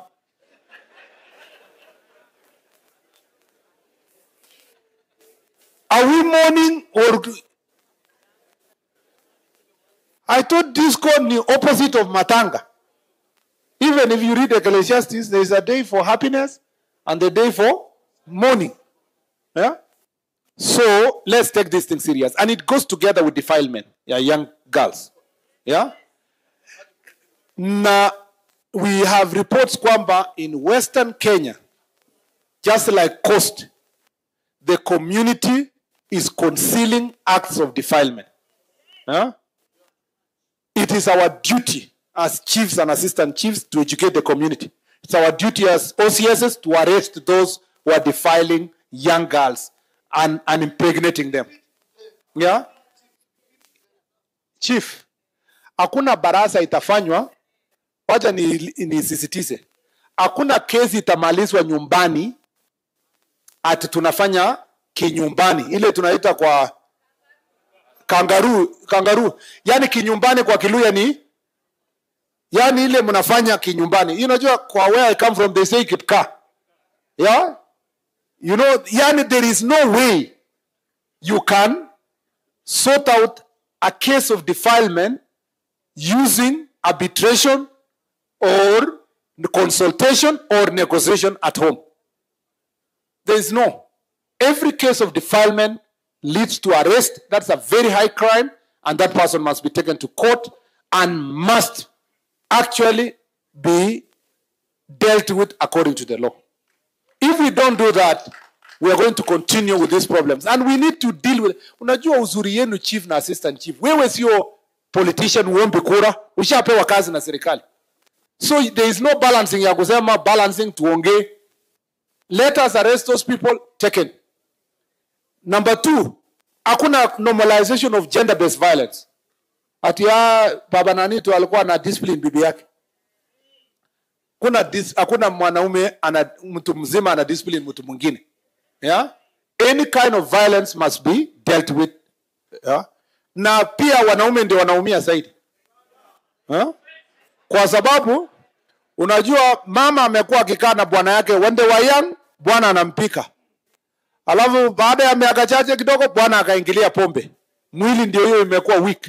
Akikuja kama amelewa bibi anasema hii nyang'ao amenipika miaka mingi wacha ninyoroshe sasa yeye. Yeah? So many men wanaumia wanalala chini ya kitanda, hawaendi nyumbani, you know? So violence of any kind, gender-based violence must be dealt with without any compromise. I can say so many things. Mumeniambia, nimeandika, na secretariat nimeandika. We will operationalize all of them. Your Port Victoria issues, fishing, tuta complete your construction. Nilikuwa nimeambia waheshimiwa earlier. Mambo ya fuel. I just want to kutetea. Ukisikia askari akikwambia hakuna fuel kwa gari ni ukweli. Sio ati kwa sababu alikuwa anataka hongo. It's because the ration that is given for every police vehicle is 450 liters for a whole month. Kufanya whole operation kuzunguka the whole month. An example ya Busia may not help. The best example in Turkana. Askari mwenye ako Kibish anakuja kuchukulia mafuta Kitale na ni 450 liters na bado ataenda kutumia hiyo mafuta kwa Kibish kufanya operation kwa division yake. So we have discussed it. Part of the Jukwaa recommendation is to reform allocation of fuel, and we are going to deal with that. So don't be hard on the police officer kwambia sina mafuta. Sio ati because anataka hongo. No. Because truly the rationing of the fuel has been a challenge with only 450 liters to cover 30 days. mambo ya IDs na spouses, we must be able to deal with that issue. There is a process of application for citizenship. Yeah? Now, it is also within our ministry. Chiefs and assistant chiefs, maybe a training should be done here. Ndambia immigration office, wako up. You need to create sensitization because it's a border county and help these people to know how their spouses can apply for citizenship. Then ikuje, mimi ndaweka sahi, hakuna haja mtu ameolewa hapa, akona watoto, cannot become a citizen. This is unnecessary. You know, it's totally unnecessary. And you should work with the chiefs and also help these people to make the application. Bora na committee tuta expedite kwa huko juu. Huyu ni spouse, huyu ni nini, huyu ni namna hiyo. Lakini lazima also you demonstrate ni spouse. Usianze kufanya biashara ya kuoa miezi chache. Alafu usaidie mtu. Although we cannot allow a few months, there is already designated period of time. Market issues and so forth, jumuiya market tajengwa. Sasa si nimeongea mambo mengi na natakana Nairobi. Si Mungu awabariki. Yeah? Yeah? Busia hoye. Yeah, mko salama? Ba sasa kwa sababu tumekuwa na viongozi wetu na mimi nawaheshimu hawa sana. Na wamefanya kazi nzuri. Kuwa patient. Unajua mwanasiasa kukaa for all that time sio rahisi. Ni kweli ama sio kweli? So wanafikanga mazishi, wanafika mazishi hivi hata ajui nani amekufa, anaita chief anasema ni mama ama ni mzee ndio amekufa. Na jina yake ni anaitwa nani? Yeah, saa zingine hata anafika na anaambiwa na MC, mheshimiwa kuja tusalimia father, saa hizo wako na mic. Kuja usalimie tu 1 minute. Nasikia mtu anasema tumekuja kusema pole sana na tutasaidiana kusomesha watoto. Anaambiwa ni mama alikuwa miaka 100 watoto yake. Watoto yake hata wengine ni ma grandfathers. Na unajua sasa father anamwambia kama anaenda kukaa chini. So hakuna njia ya kurudi kusema pole kwa ile anasema sema ikaa hivyo. Kwa hivyo nataka nikaribishe majority leader. Wapi majority leader ama nani ndio in charge of? Speaker amefika? Oh yeah, speaker how are you? Karibu sana. Sorry, majority ali alikuwa ameniambia anasimamia. So karibu speaker. What you will do, you will introduce, you can come to the stand here. You can introduce our MCAs, useme maneno, ukaribishe waheshimiwa, alafu tusonge hivyo DG amalize. Pigia makofi mheshimiwa speaker. Asante sana. Asante sana waziri. Nafikiri umesema ndege nataka kupeleka Nairobi, tunataka kupunguza hiyo muda. In the interest of time, waheshimiwa wale wako hapa, naomba msimame. Na ndaita waheshimiwa wawili hapa, magava na Talam. Talam wako wapi? Watakuja hapa dakika moja tu. Wako hapa waziri. Unaweza ona wako hapa, wengine wako hapa nje. All of them are here today. So I think ujumbe umefika. Mimi kabla ni allow ama Talam kuna naweza wapatia waseme ndani sawa tembeza kutoka huko.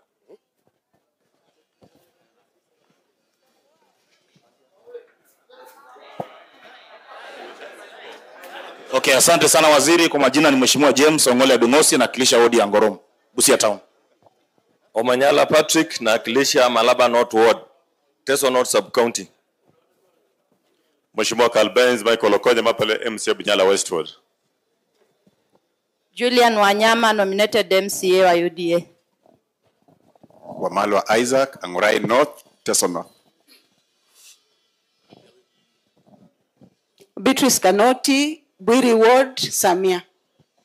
No Samoit, special elect, Teso North. CPA Mary Odongo, special elect. Irene Dua, special elect.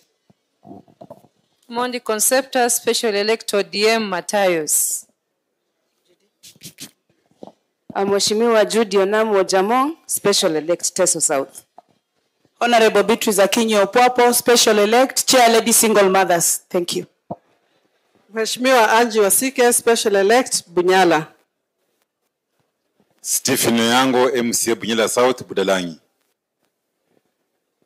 Dr. Rute Boniface, representing Amukura West, Teso Central, the youngest sub-county, and the only elected member of UDA in Busia County government. Simunipigie makofi tafadhali. Asante. Asante CS. Mimi naitwa Mheshimiwa Paul Odiambo Okelo, daktari, MCA Amkura Central Ward. Iwapo nasikia waizi wanashikwa kikula nyasi ni mimi. Juzi Kakamega kuna watu waliibia mkuu wa magereza wakashikwa kila nyasi, ni kasi yangu hiyo. Asante sana. SMA Joseph, Angurai South, Teso North. Asante. Alexander Yeko, MCA Marach East Ward. Bwana waziri ile mzee alilia hapo with disability anatoka area yangu. Tafadhali mkumbuke. Asante Mheshimiwa Dalma Seklejo Njole, MCA Chakol North Ward, former police officer. David Parapara Karani, Angurai East Ward, Teso North, the only Maendeleo chap in Busia County. Thank you. Thank you, CS. Maureen Acheng Ocheng, Special Elect, MDG Butula. Thank you. Honorable Monica Mungala, MDG Party Special Elect, the recently rigged minority leader.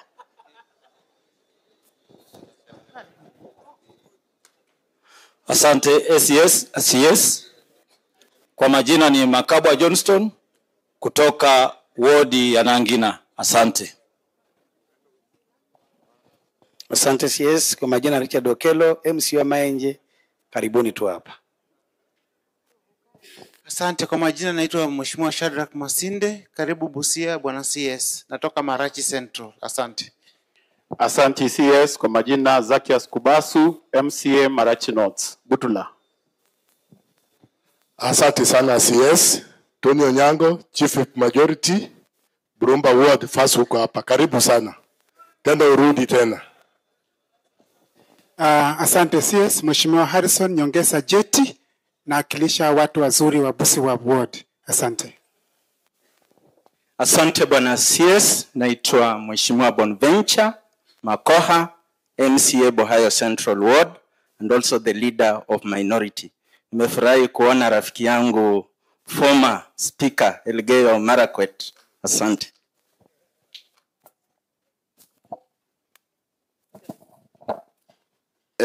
Thank you bwana CS Cabinet Secretary.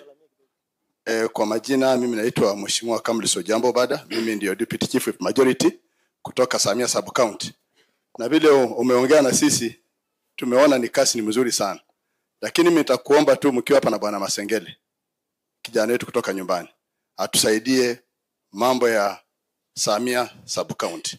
Iko na shida na nimeambia mzee nitaenda kwa ofisi yake mimi nimuone. Na hii copy nitapatiana bwana Masengele. Thank you. Okay, asante sana our CS Kipchumba Onesimus Murkomen. Mimi naitwa Mheshimiwa Peter Talam na akilisha Buhayo West. Buhayo West ni hapa kwa kuanzia Weybridge kwenda mpaka Mundika. So mbili tu sema. Hiyo ingine nataka ni kwa sababu labda CS hakuelewa mzuri mambo ya ID hapa Busia. Na ningeona hiyo. Unajua huko mahali tulitoka sisi wote na wewe, ule nyanya anaitwa koko. Na koko ni koko ya kila mtu. Hapa tuko na nafikiri hapa Kenya tunaongoza kwa kukuwa na nyanya wengi wala wana ID na wapati pesa ile ya wazee. Hapa. Na unapata mtu kama Odiango iko na 95 years na mtoto yake ni 73, mtoto anapata pesa ya wazee na mama mwenyewe hapati. Kwa sababu hana ID. Ishi kwa sababu uko na shamba, mzee bwana amefariki na uwezi uriti hiyo shamba sababu una ID. Shamba inakuja inapotea. So hii bila umesema unataka kusaini hiyo, tutaleta hii majina ya hii wazee yote, utangulia nayo. Ya pili na ni ya mwisho, hii prison umesikia iko yangu hapa, na iko na dispensary yenye inatumikia wananchi wetu kwa karibu wananchi 6,000 wanapitia hapo. Lakini ukivisit hiyo dispensary na wewe waziri Interior, tumeongea na DG ambaye ni waziri ya afya, tukitafuta njia ya kuleta hii maneno. Tungeomba utusaidie tujengewe hiyo dispensary kwa sababu inatumikia wananchi wetu, iwe at least LC center status, ama kama ikishindikana, ikisambaratika, ruhusu DG apewe mahali hapo tushughulikia, lakini najua haiwezi kukushinda na kuelewa. Kwa hiyo nashukuru sana, Mungu awabariki. Thank you. Waziri, tuko na waheshimiwa 54 katika hii assembly yetu ya Busia, 53 plus the speaker, so it makes a total of 55. Sisi tunatoka border county. Border county iko na maneno yake. Kitu ya kwanza, our road from Busia to Kisumu is terrible. Waziri at a cabinet level, Busia Kisumu road is terrible. I don't know what you're going to do. The number of accidents every day there, sijui tutafanya namna gani. Barabara hapa town kwenda paka Busia, it is lucky that today umekuja kama minister for interior security. Huko nyuma ulikuja kama minister for transport. I'm telling you, we normally have traffic from Busia border 10 kilometers to Bumala, and the other side from Malaba to almost Kandui. That is a security risk. Imagine trailer ikichapwa tu mafuta trailer moja, sijui town itakuwa namna gani. Number 2, Uganda is our biggest trading partner. Being a biggest trading partner inamaanisha biashara yetu kubwa na nchi za nje. Nchi ya kwanza maana ni Uganda. The balance of trade is in favor of us. Sisi tunapeleka vitu zaidi kushinda vile zinakuja. But if you look at the nature of infrastructure, the money that we've put at the border, it is wanting. Lakini ikifika saizi jioni, hata ya jamaa kama umewapanga, saa moja utapata mtu hapa Busia, wote wameenda Uganda. Wameenda kukunywa pombe, bia ni shilingi 100, hapa Kenya ni shilingi 250 ama 300. The Ugandan government has intentionally decided to support business in Uganda. They are making sure that the beers and food in Uganda at the border, it is subsidized. So the balance of trade hapa kwa mpaka, it is in favor of Uganda. Kwa hivyo sisi hapa kwa mpaka, sijui mtatupanga namna gani tuweze kuelewana. Siku 2 iliyopita, mwenzako Liki Nyanjui na Francis Mobesa, I believe, the Ugandan Minister for Trade, they signed a bilateral trade to allow free movement of goods within the border. Mambo imaribika kule mpakani Tanzania. So we don't want to spoil our relationship with Uganda here. Tunataka viongozi, tunataka security arms. As much as we look into security issues, let's make sure that business flows freely within the border. Make sure that our Ugandan brothers also and us, we are living on the same page. Tukifanya hiyo, mambo itakuwa mzuri sana. Nimemalizia hapo. Nachukua nafasi kuita Wanjala, Rafael Wanjala kuja ongea yako.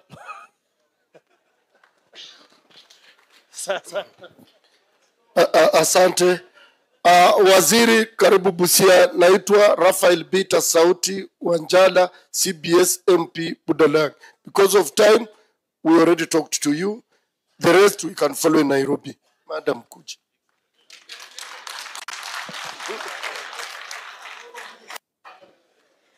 All protocol observed. Actually, it is late, but village elders, tunawaita huku Liguru, wanafanya kazi bila chiefs hawa hawawezi kuwa strong without them. We passed that they get salaries. I just want an answer. When are they starting to get the salaries? December iko karibu, waingize December kwa mpigo. Asante.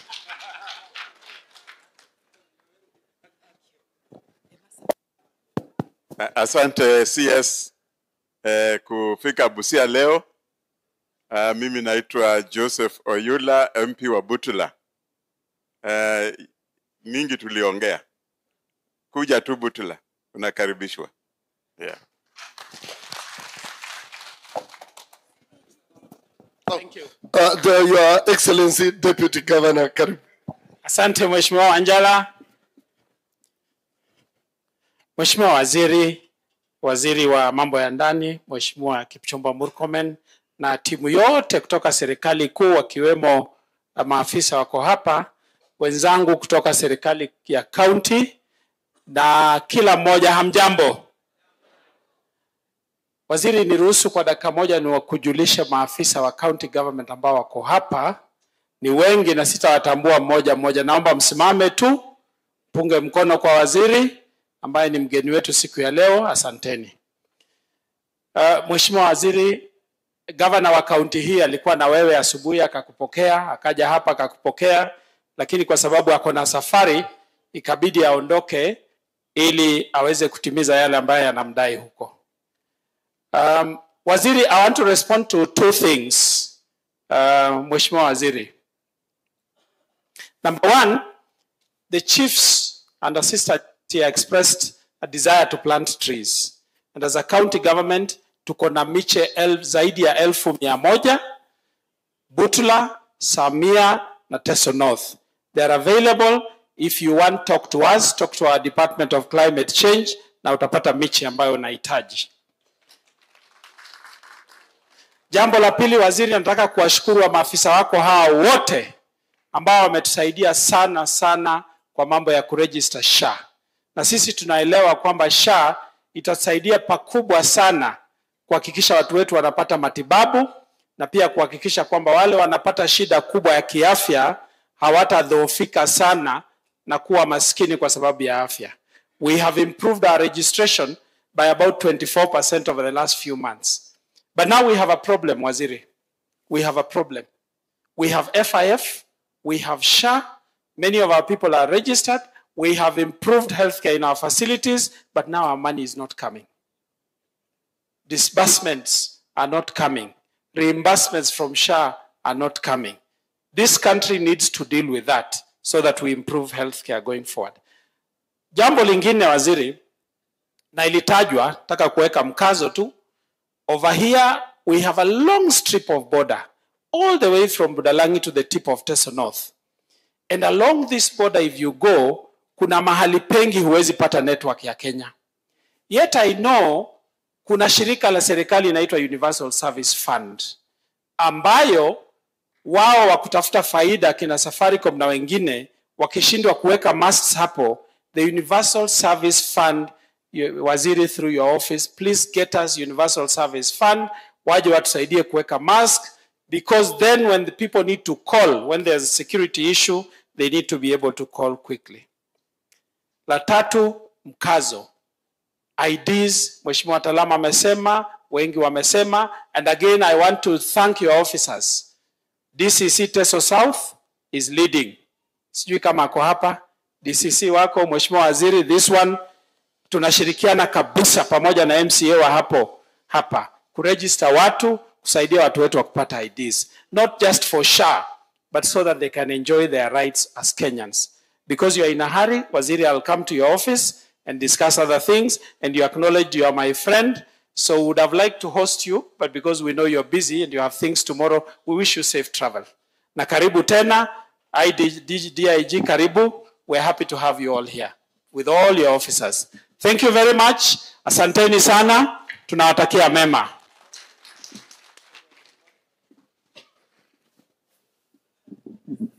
Yani mnataka kuenda tu haraka. Pigia makofi DG.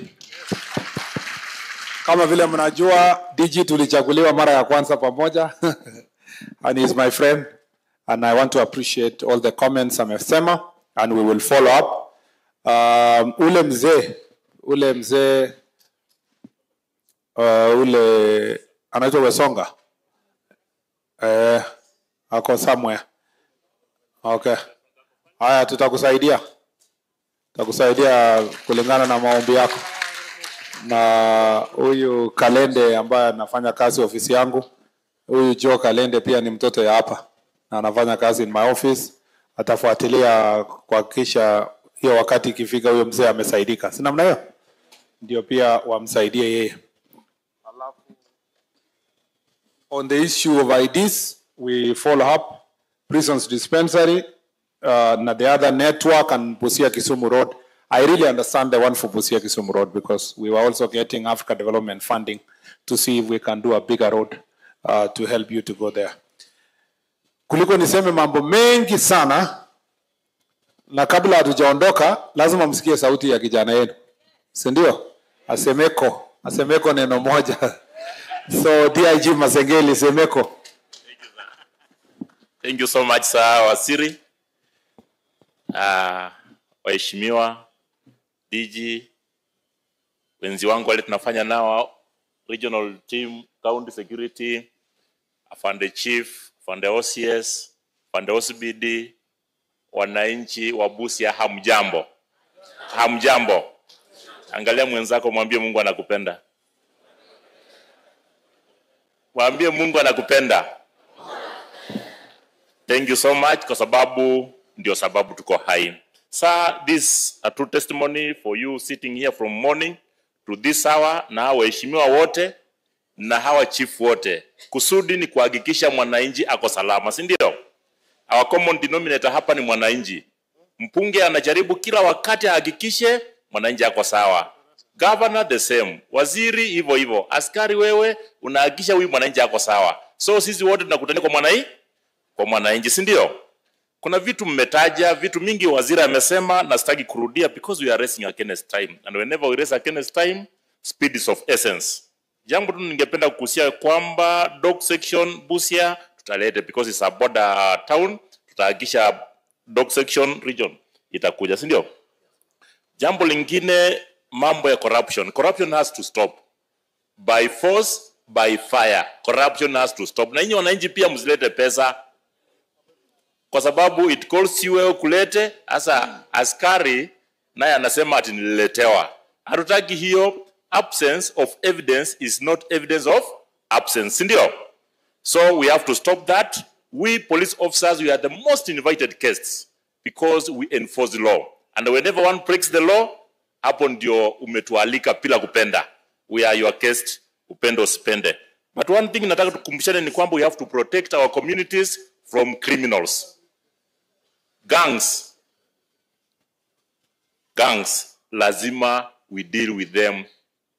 Let us not misguided willfully matters law enforcement. Gangs lazima tuwe dealt with. We face full force of law because we have the law that carries that. Leo hii hata wakati nilikuwa nimesimama nimeona komanda moja ya Jobless amekuwa somewhere here, si kama baada yako hapo nyuma. Alikuwa amevaa white hivi. Natumai sisi yako, si ndio? Ataangalia hiyo. Nimeona amevaa white, chamba ya white na nini. Tutamalizana na hiyo ya Jobless. Sawa. Alafu wananchi wasihangaishwe kwa sababu sisi tuko kuenforce hiyo nini. Youth, respect the parents. Waheshimu naye wazazi, tukaidi watoto wetu jinsi vile inavyostahili. Sitaki kuongea mingi kuliko hapo, lakini we have to protect our community against the criminals. Sisi tumekuwa hapa tumeongea mambo mazuri kwamba tutawacha hii mambo mbaya nini. Mzee mmoja akaniambia ile paka ambaye naota kukua lion, a cat that is streaming to becoming a lion must lose its appetite for the rats. Tuko pamoja? So we must be ready to let go that mambo mbaya kidogo ile inafanya tukue tracked behind. Si sawa? Basi kwa hayo mengi, Mungu awabariki. Thank you sir. Ngoja haraka ya kwenda wapi? Mko na kijana wenu hapa, tunataka tukujua anatoka location gani? Omorikwa. Sema jina. Niyo nitakusimamia. Asante waziri. Mimi natoka Teso North Sub County. Hapa ni nyumbani, tunakaribisha. Najua ulitupa makataa ya siku 100 kusafisha hii area. Tumebakia na 85 days. I guarantee you next time you come to Busia, hii mambo ya pombe na mihadarati itakuwa imepungua significantly. Asante. Pigie makofi. Na wewe madam. Sema kitu. Unajua ukiwa hapa nyumbani usiseme mkubwa alinifungia. Asante sana waziri. Mimi naitwa Florence Amoit.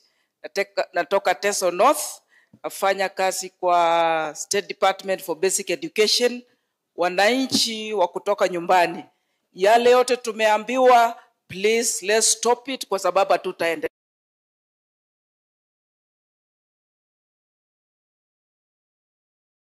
Hii kijana mnamjua yeye? Si unajua anafanya kazi ofisi yangu, nikiwa hapa hawezi ongea.